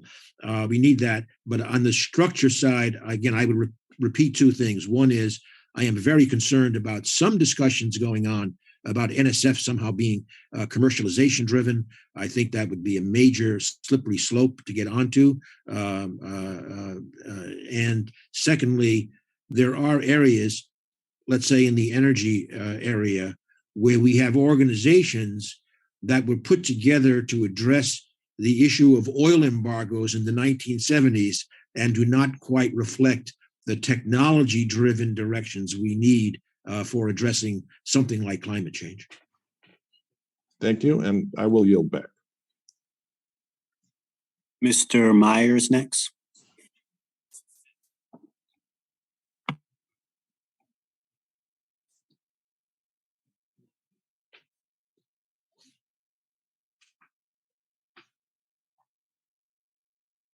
Mr. Meyer, if you're ready, you're next.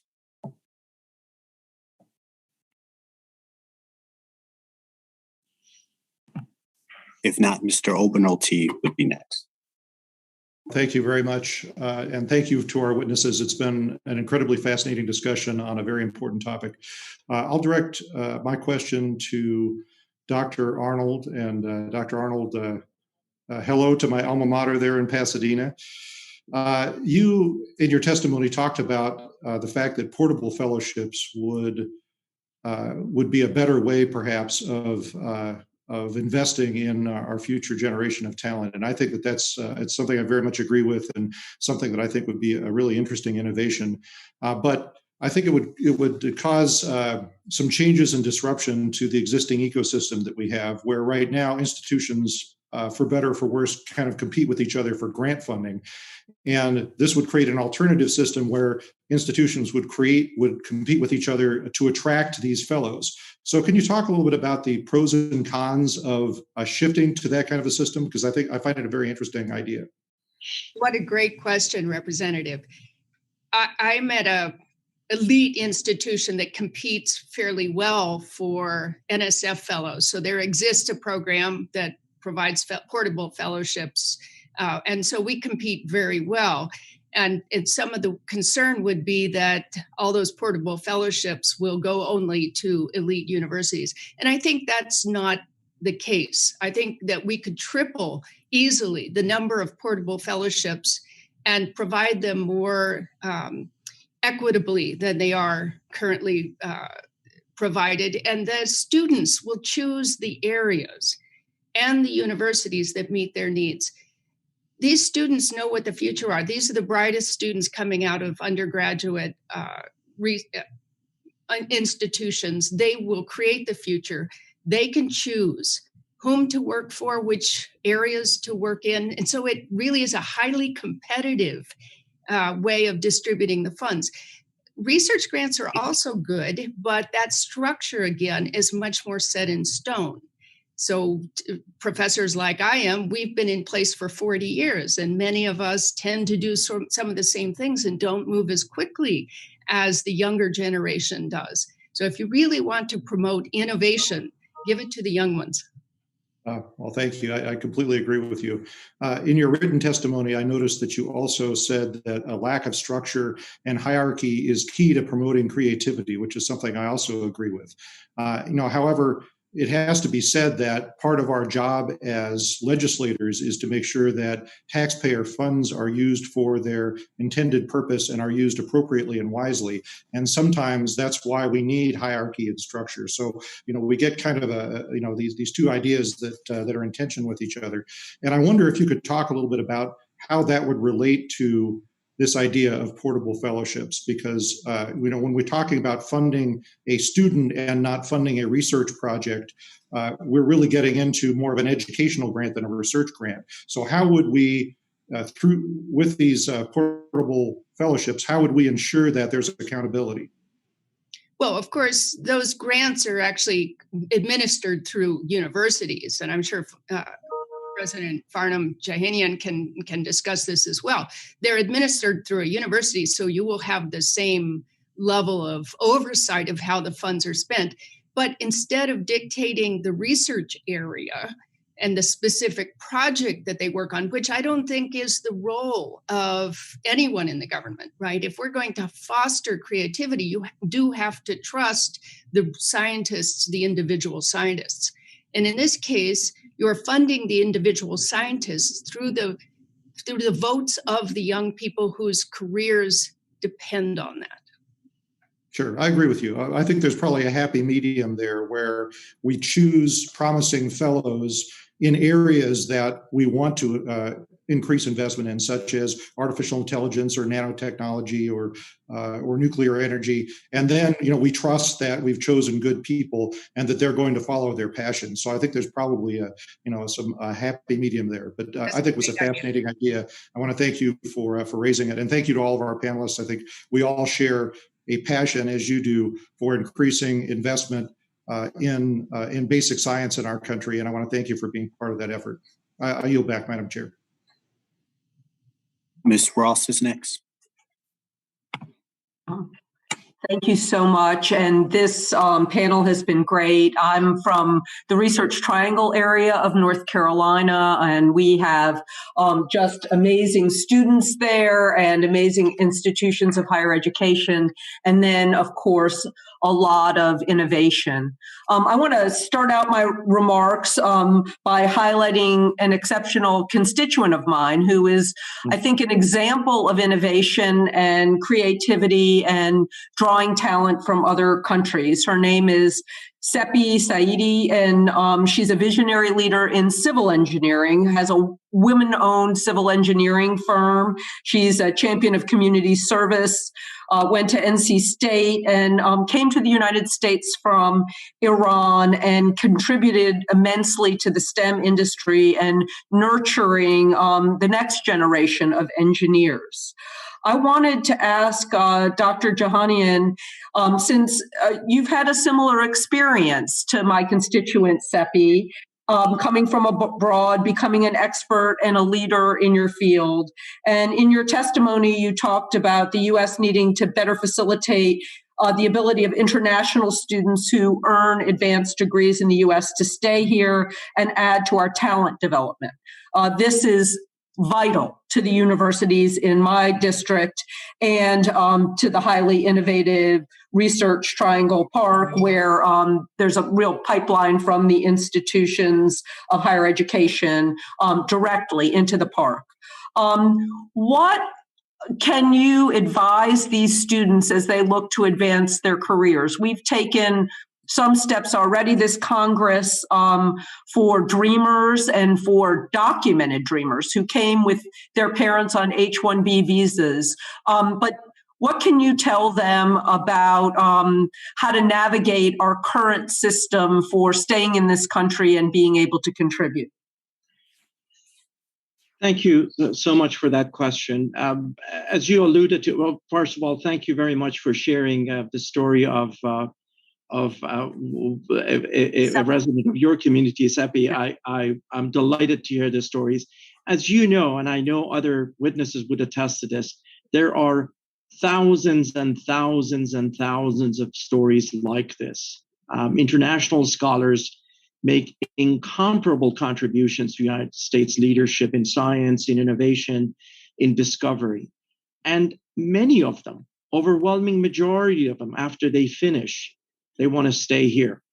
In fact, you heard from Norm Augustine, compelling data about, 28% of US STEM faculty were born overseas. Nearly half of the Fortune 500 companies were founded by immigrants and children of immigrants, founders or co-founders of eBay, Google, Moderna. These are amazing stories, members of National Academy who are immigrants to this country. I think, I'm just going to be very candid because this is also personal to me. We invest in these students to come here. They become part of our society. We should do everything we can to keep them. I think that has benefited us without any doubt over the past 75 years, certainly in recent decades. And I think it's been a recipe to success for our nation. And I think the more we do to facilitate not only their success, but to make it easy for them to stay in this country and continue to contribute to the vibrancy of the economy that's based on science and innovation and technology. Students reach out to me and I tell you, it's been stressful for many students, domestic as well as international students. COVID has had a dramatic impact on our students, their mental health, as well as for our doctoral students in terms of the progress of their work. So in the short term, I know all academic institutions are doing what we can to support our students across the board at all levels. But with respect to the international students, I'll go out on a limb and say, we should stamp a green card on these students' diplomas when they finish in these areas that we have critical needs, and let them go into society and contribute to the vibrancy of our economy. And they will continue to play a significant role in the progress that our nation makes in addressing significant societal challenges, as well as innovation that catalyzes our economy. I'm happy to take some of that offline and give advice to students in terms of how they navigate this. But honestly, I think the responsibility is much more on us to create an environment to enable the success of all students on our campuses. But in terms of my humble recommendation to our policymakers is that we should make it as easy for them to stay in this country and contribute. Thank you for that question. Thank you so much for your response, and we'll do the best we can. And Madam Chair, I yield back. Mr. Feenstra's next. Well, thank you to each one of the witnesses for their testimony and sharing their extensive research and opinions with each one of us. I'm excited to be an original co-sponsor with Ranking Member Lucas Solstice, which helps create a long-term strategy for investment in basic research and infrastructure to protect the economic and national security of the United States. And I really am excited about that bill. I got a question specifically directed for Dr. Augustine. Dr. Augustine, your publication on the perils and complacency and your testimony mentions taxes and red tape regulations that hinder research and development carried out by universities, public and private partnerships. Can you expand on this a bit and explain which taxes or regulations are most limiting to this R&D? And then which would you advise reducing or removing entirely to prevent China from surpassing us in innovation? Well, thank you for that question. And we have built many roadblocks. I'm aware of one study that shows that 40% of the time of our researchers is spent submitting reports, bidding on new business, new projects, and administrative functions as opposed to performing research. So that's a major thing. Another factor is that the last time I was involved, the NIH awarded contracts to 17% of the qualified proposals they received. So in the rejection box, there is an enormous amount of opportunity to be pursued. And turning to taxes quickly, one of the problems industry faces is the issue that the tax structure discourages long-term investments. And I have a rather radical proposal that I've been making for years with little impact, but industry takes a very short-term view of the world. The pressure is on for the next quarter from the marketplace. And my proposal is to change the capital gains tax. And I should qualify here. I'm an engineer, not an economist, but I am a rocket scientist. But I should make the proposal that the tax on a gain on an asset that's appreciated, the tax on the appreciation, if the asset is held 10 years, it should be a 1% tax. If it's held 1 month or 1 day, it should be a 99% tax. And that would change the way, and then you could draw whatever line between them to produce whatever revenue you need. That would change the way industry behaves entirely. And I will just quickly tell a story that relates to this. That when I was working in industry, our company decided to increase its spending on research. And we sent the president of the company to Wall Street to tell what we were going to do because we were so excited about the opportunities we had in research. The audience from Wall Street literally got up and ran out of the room when our president finished talking, sold our stock, and our stock dropped 11% in 4 days. And we got the message, don't invest in research if you're in industry.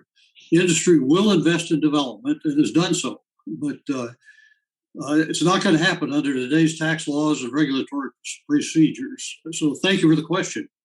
Well, thank you for that information, Dr. Augustine. I just think it's so important that we have these public-private partnerships, and we see that at our universities in the state of Iowa. And that's my last question. I want to just quickly note, private-public partnerships are crucial when it comes to American leadership in research and development.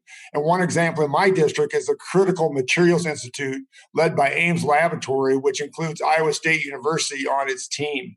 I'd imagine that the benefits and incentives that an academic institution assesses before agreeing to enter into a partnership would be different than those of a private industry assesses. Do both universities and private industries look for the same type of incentives to join these private-public partnerships, or there's differences? And I'd ask anybody on the panel that question. Any thoughts on that? Well, okay, I will just add, Congressman, for the specific example you put forward, I think right now there would be tremendous interest because the critical minerals and metals, we are so far behind the 8 ball on that. It's crazy in terms of the kind of supply chain focus that I mentioned in my statement that we need. So that's a critical example of bringing together public and private to address a serious supply chain issue and raise some difficult questions. For example, can we develop environmentally sound mining to get back into domestic production? The Ames laboratory had a very, very critical role in the Manhattan Project, and that was based upon, of course, domestic mining with different conditions than we need today. So that's a very, very, very, very important area, and the Ames lab is doing a great job. Well, thank you so much, and thanks for the time. I yield back. Mr. Kildee is next. Thank you, and I want to thank the chairwoman for holding this hearing and for really a stellar group of witnesses for your important and I think really informative perspective. So thank you for your participation. Some of you know, because I mention it nearly every time I speak, that I come from Flint, Michigan, which at the turn of the last century was really one of the innovation capitals of the world related to the automotive industry. In Flint, we help put the world on wheels.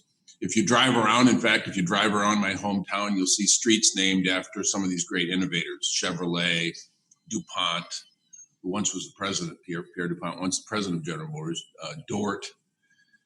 But of course, due to pretty dramatic changes, technology change, globalization, disparate impact of trade policy, Flint, like lots of other older industrial cities, has lost parts of our manufacturing base. But foundationally, we have people with hard work, grit, determination. That's still intact, and we have access to great research universities. And Mr. Jahanian, or Dr. Jahanian, you know one of them quite well, the University of Michigan. But unfortunately, we haven't been able to make this connection to fully transition to the new economy, or especially to the new automotive industry. And I think, for example, we all know that electric and autonomous vehicles are the future of transit, of transportation, of mobility. And it's important that we transition to these vehicles for safety, combating climate change, improving mobility, et cetera. But in many ways, we fear that much of the population is left out. So we can't stop this change. We don't want to stop this change. This is where the market is going. But I'm really curious about your perspective on how we make sure that we all share in this transition, in this transformation. I'm working on federal policy to help target investments to these older industrial cities. And so in the space of innovation and invention, I'm curious about how you think those connections are made. So perhaps starting with Dr. Jahanian, because you make reference to Pittsburgh and how it made this transition from a steel and mining town to one focused on robotics and AI, a real center of innovation. What are the lessons, at least from your perspective, that you think could be applied to other older industrial cities trying to make this connection? Thank you so much for that question, and there's so many layers to it.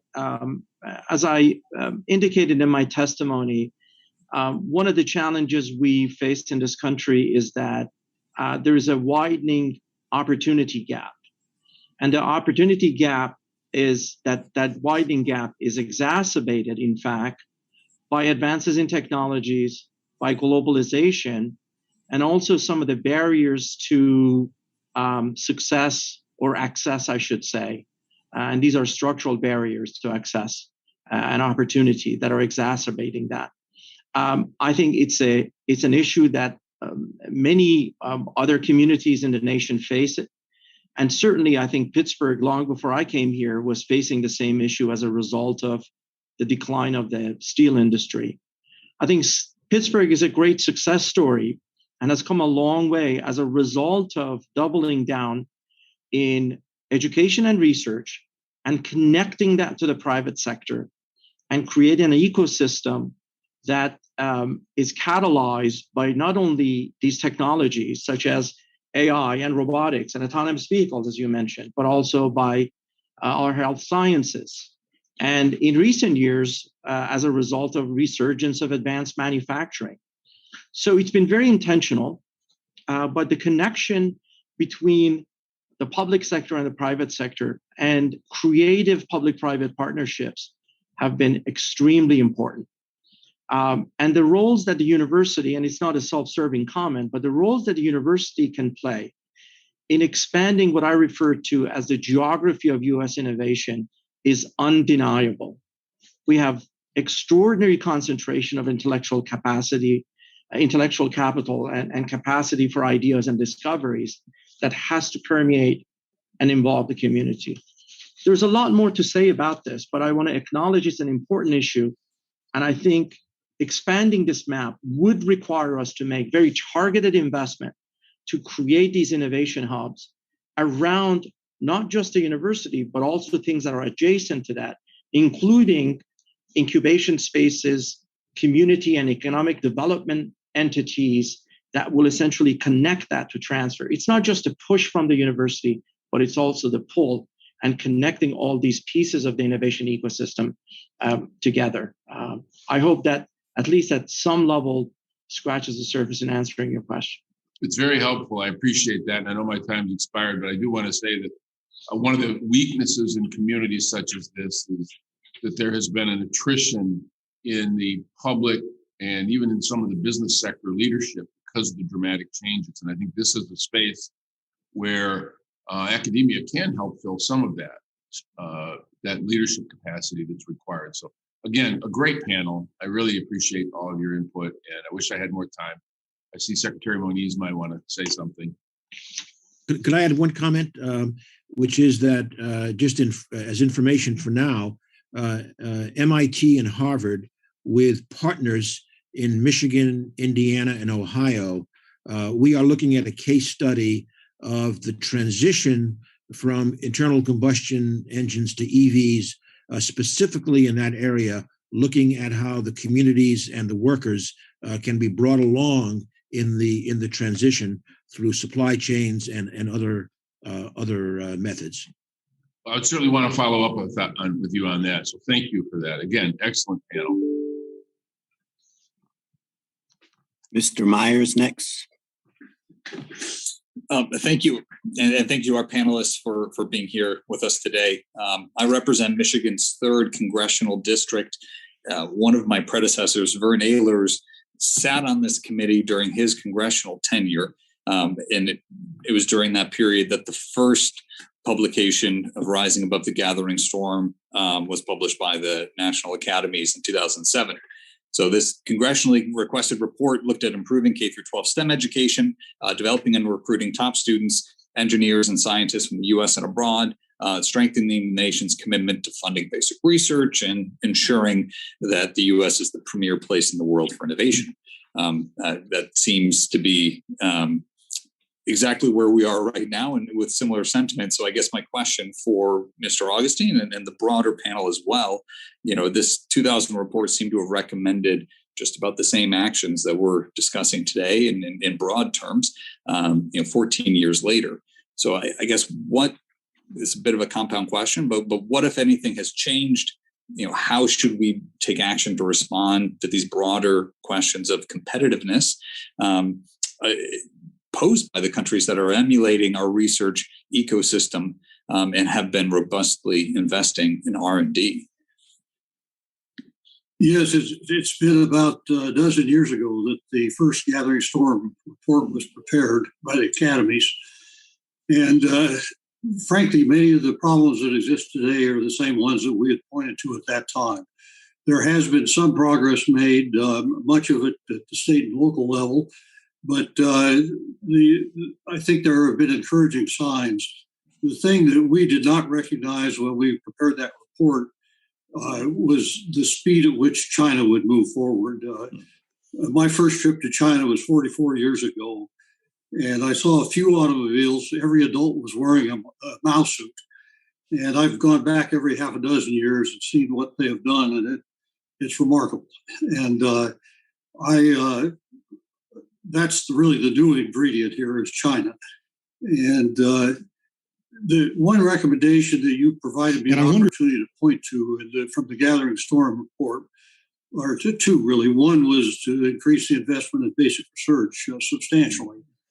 The other recommendation that related to K through 12 education, and it had to do with the lack of teachers available to teach in STEM and to not just teach from the book, but to excite the kids about the excitement of discovery and innovation. And that recommendation, if I can state it properly after all these years, was that the federal government should fund 10,000 competitively awarded scholarships to U.S. citizens to study science or engineering, with the agreement that they would teach at least 5 years at a public school after they received their degree.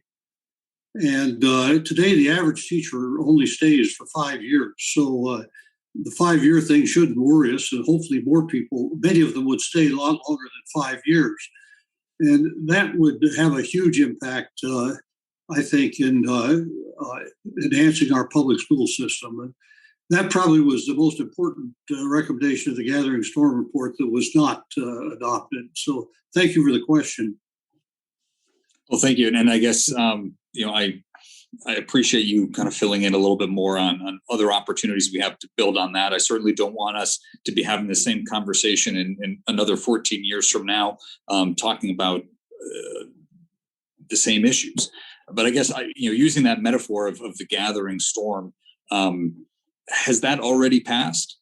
Are we in response recovery mode right now because of that unforeseen, explosion in R&D investment in China?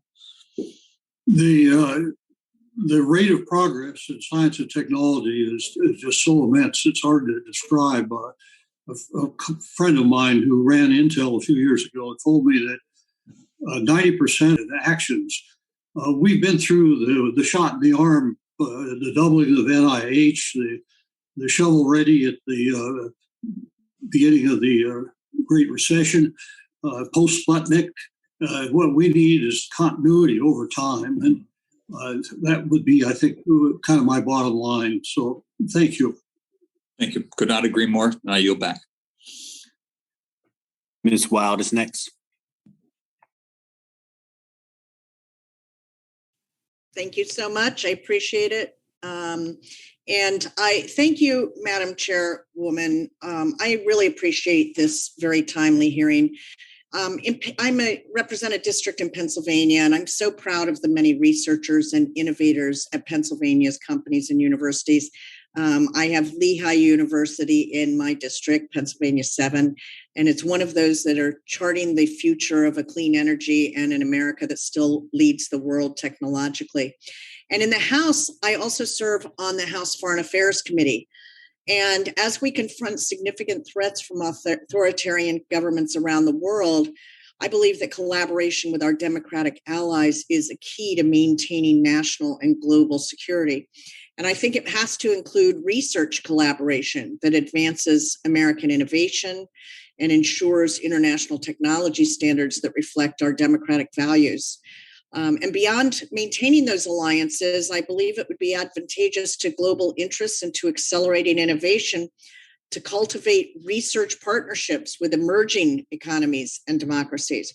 So my question first for Mr. Augustine is, what role does the international standard setting process play in encouraging innovation in critical technologies? And part B of that question is, what steps should our government take to encourage American industry and stakeholder participation in international standards development? Another important question. China has recognized the impact of controlling the standards process. And while I would not argue that any one country should control the standards process, certainly it should be a collaborative effort to come up with standards. But it's a fact that to be first and set the standards puts you in the driver's seat in terms of the marketplace. And China is clearly putting the effort in to be first in the standards area. So that would be I think, a significant topic for us to address. Of course, the National Institute of Standards and Technology plays an important role in that, as do organizations throughout the country that support NIST. Let's see, I forgot the second part of your question. What was part B? The second part was just what steps should the government take to encourage our American industry and stakeholder participation in standards development? Yes, and I think obviously the government plays a leading role in this. Industry, I must confess, tends to be very self-serving. Companies do.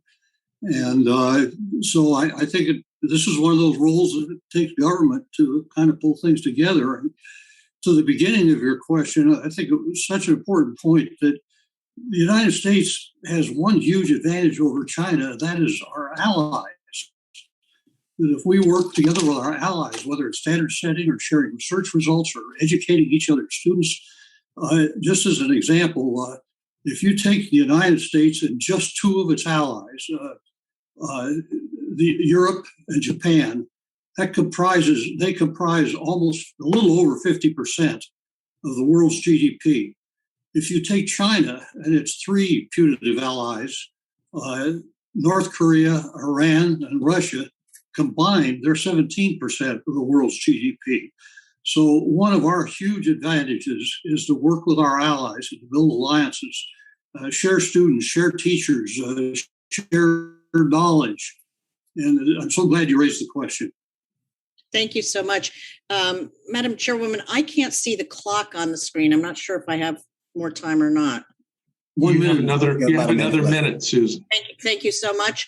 I have a question for Dr. Moniz. Given your previous experience leading the Department of Energy, as we aim to develop and apply critical technologies to tackle global issues, how can policymakers leverage existing international research partnerships and cultivate new ones with emerging global economies? Thank you, Congresswoman. Let me first add one footnote, if I may, to the discussion you had with Norm, namely that from the other point of view, namely foreign relations and geopolitics, I think we've made a major error in dialing back on scientist-to-scientist collaboration with our adversaries. Because during the Cold War, for example, those relationships were absolutely critical when the Iron Curtain came down in effect. So I think we need to use a lot more of that kind of collaboration as well for our own geopolitical and foreign policy objectives. Thank you for that perspective. I agree. Yeah, in terms of the your question, well, again, if I stay to the energy arena, as I said earlier, we have a vehicle. Frankly, we were the drivers of setting it up, the so-called Mission Innovation. It's 24 countries, allies, and less clear, perhaps in that spectrum. There, all committed to increasing the innovation pipeline, all committed to collaboration. Every thrust is basically jointly led by countries, and some of it is surprising. For example, early on, Mexico took the lead in Mission Innovation to work with the United States and Canada to set up high throughput novel materials by design for energy technology cooperation. We chair with Saudi Arabia an initiative on carbon capture and sequestration. But frankly, it needs more juice. And as I said, now with the new administration rejoining Paris, we should go in now and take the bull by the horns in terms of revitalizing and expanding Mission Innovation into new areas. I mentioned nuclear. I mentioned carbon dioxide removal, for example. But we have an opportunity waiting for us. Thank you so much. I yield back, Mr. Chair. Thank you. Mr. LaTurna is next. Thank you, Mr. Chairman. This question's for everyone. I believe there's a need to prioritize federally funded basic research, which is one of the goals of SALSTA. I have concerns about the proposals coming from the administration and Senator Schumer that will most likely be funded through reconciliation as a one-time money dump at levels that aren't sustainable in the long term. You have all testified to the importance of basic research. But if you could, in just a few words, can you comment, each of you, on how long-term sustained growth in basic research funding would help the U.S. remain the global leader in innovation, and the threats of volatile, unstable funding, the threats that unstable funding may have on the U.S. research enterprise?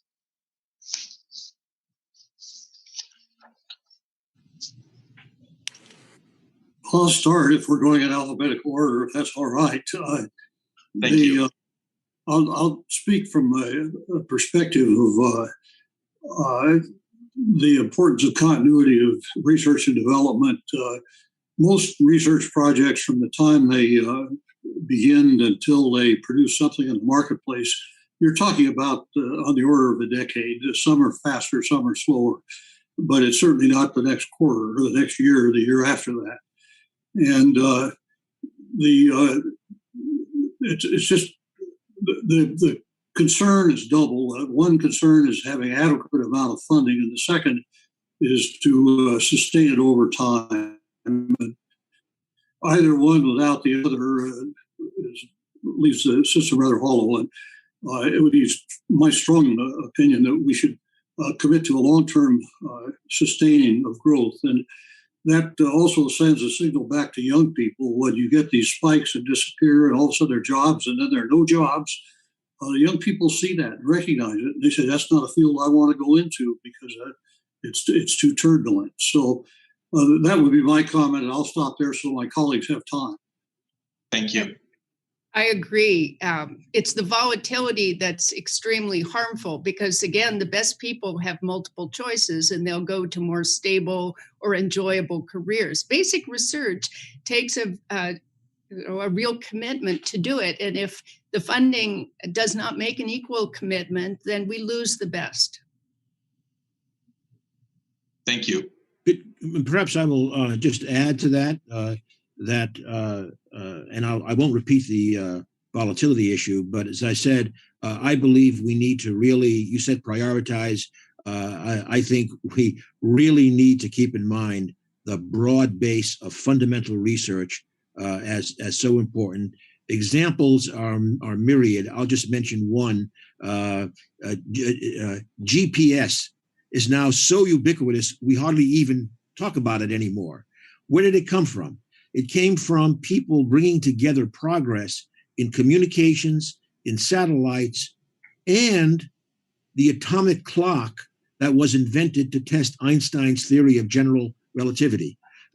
Nobody was planning on a GPS system when that happened. So we can afford it, and we, in fact, can't afford not to, in my view, support this broad base of fundamental research, even as we then advance in addition towards the use-inspired research that will spill out all over the place into commercial products. I'll be very brief. The process of innovation and discovery is often marked by long, unpredictable incubation period between the initial scientific discovery and then the societal and economic impact that we see. In fact, sustained investment in basic research is so important because we can't predict the outcome. In fact, some of the most important discoveries that we've made that have made fundamental advances and contributions to the well-being of society, to our economic prosperity, were not intended initially in their most foundational sort of investment to have that outcome. It's the unpredictable, it's the unanticipated outcomes that come as a result of sustained investment that often has the most impact. We have seen this in a broad range of technologies and industries, from the internet to semiconductor technologies to advanced materials and the list goes on and on. and nanotechnologies and so on. So for that reason, I think sustained investment is very important.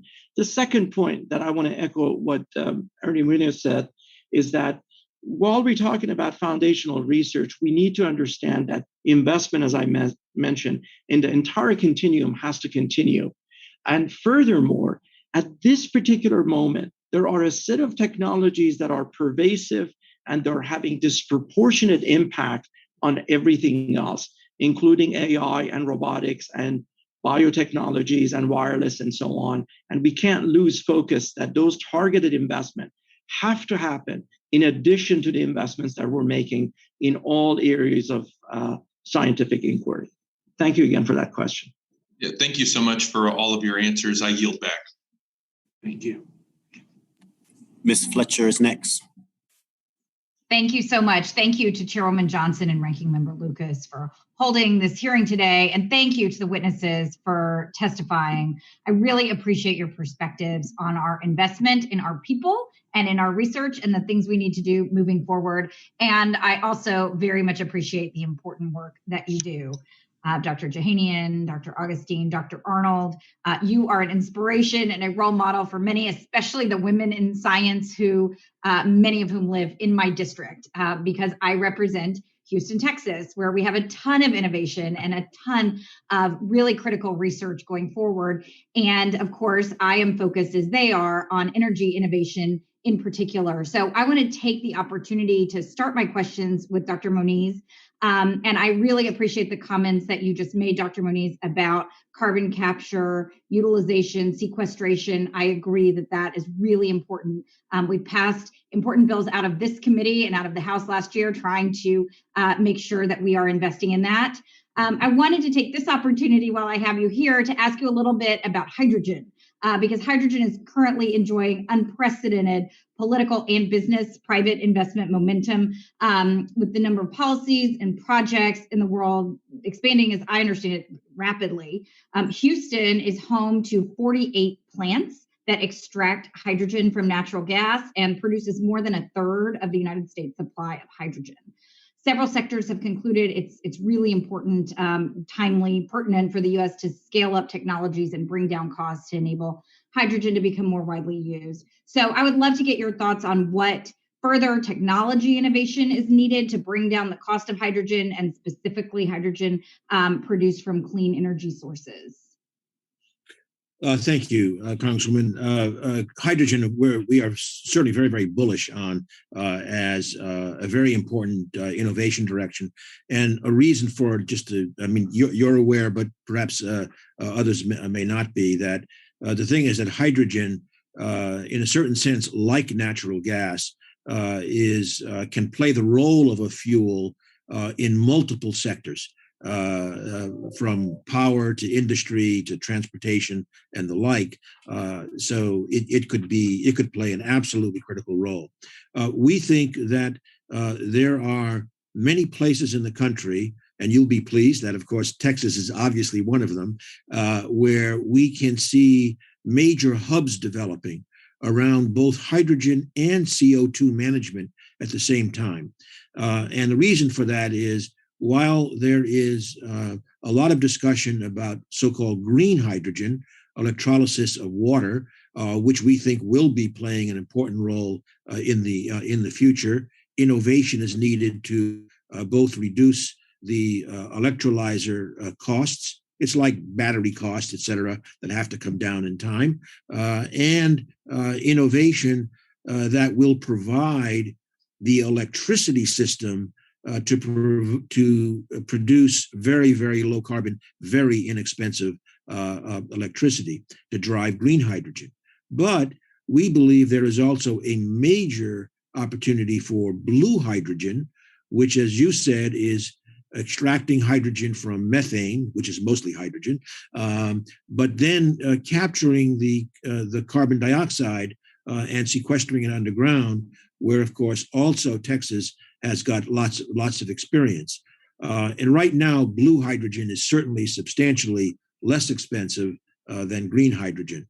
So a big issue here is the co-development of the infrastructures for hydrogen utilization and for large-scale CO2 management.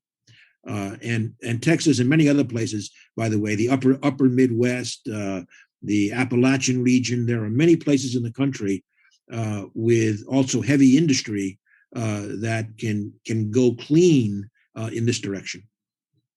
Well, that's great. Thank you so much, Dr. Moniz. And if I can just follow up on that, because you mentioned sequestration and kind of the Texas geology being, particularly useful. There's another thing that I've been hearing lately about our geology, and I've got 30 seconds left, so I just will follow up with you on your thoughts about geothermal energy as well. Well, geothermal energy, if it can be developed at scale, particularly so-called engineered geothermal systems, that has the enormous advantage of being a dispatchable renewable source, in contrast to wind and solar, where, of course, we have major storage issues that need to be handled, and reliability issues, grid integration issues because of the variability. But all of these can come together into a reliable and resilient system as we go forward. We need innovation. For example, okay, one more thing. In Texas, for example, we looked at wind resources for a year, hour by hour, and what we found were there were as many as 9 days in a row with no wind, essentially, in the state. So that just reinforces we need not just batteries, but long duration storage and integration with other sources so that the system is always reliable and resilient. Well, thank you for that. I agree we need a diversity of fuel sources, and it's really important for us to understand the science of our energy. So I really appreciate you being here. I appreciate all of your testimony and your written testimony. I've gone over my time, so I'm going to yield back. But I'm going to add one more thing, which is very important. Many of these approaches, CCS and engineered geothermal, what's very important, they will also draw upon the skill set of the oil and gas industry. And so this can be an enormous continuity of workforce issue as well. Sorry. No, thank you, Dr. Moniz. And I yield back. Thank you. Thank you, Lizzie, very much. I'm Don Beyer, and I'm batting cleanup. But first, I want to thank all of you for hanging in there for 3 hours. I hope you're home or your office, but you've been very patient and very brave and resilient. And let me just begin.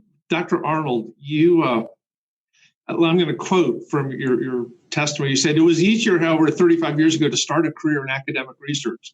We didn't spend 2/3 of our time in department meetings, writing proposals, or making sure we were complying with regulations. Instead, we focused on research, mentoring, and teaching. That has degraded. Why, or how do we reform the university?" Because this is not the first time I've heard that complaint, that you spend all your time in committee hearings. Well, it's not entirely the university's fault, right? The size of the typical grant from the National Science Foundation, for which I am hugely grateful, supports at most one student.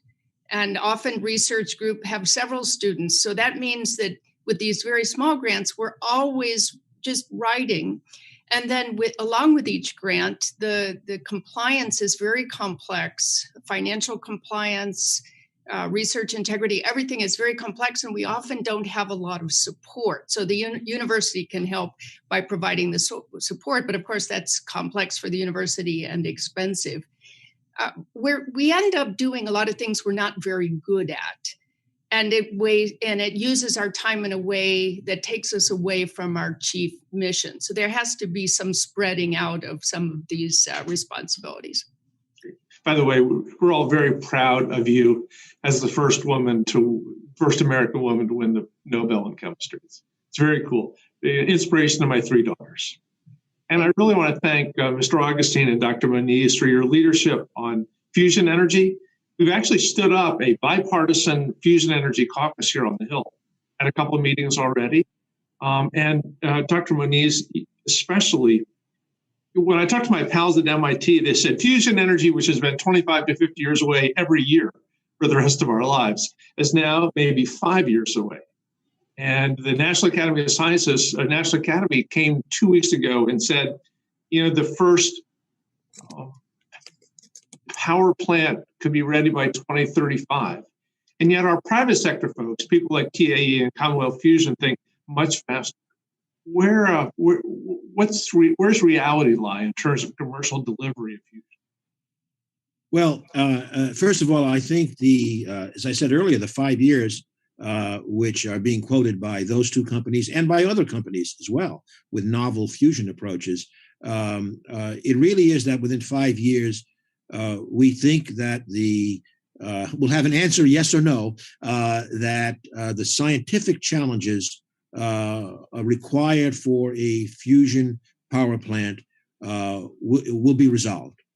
If that is resolved, we're optimistic, but if it's resolved positively, I think it's personally, and some of my colleagues on the board may argue with me, but I think it's in the real world, it's got to be at least 10 years to go through the engineering, the licensing, the building, the capital raise to get a power plant.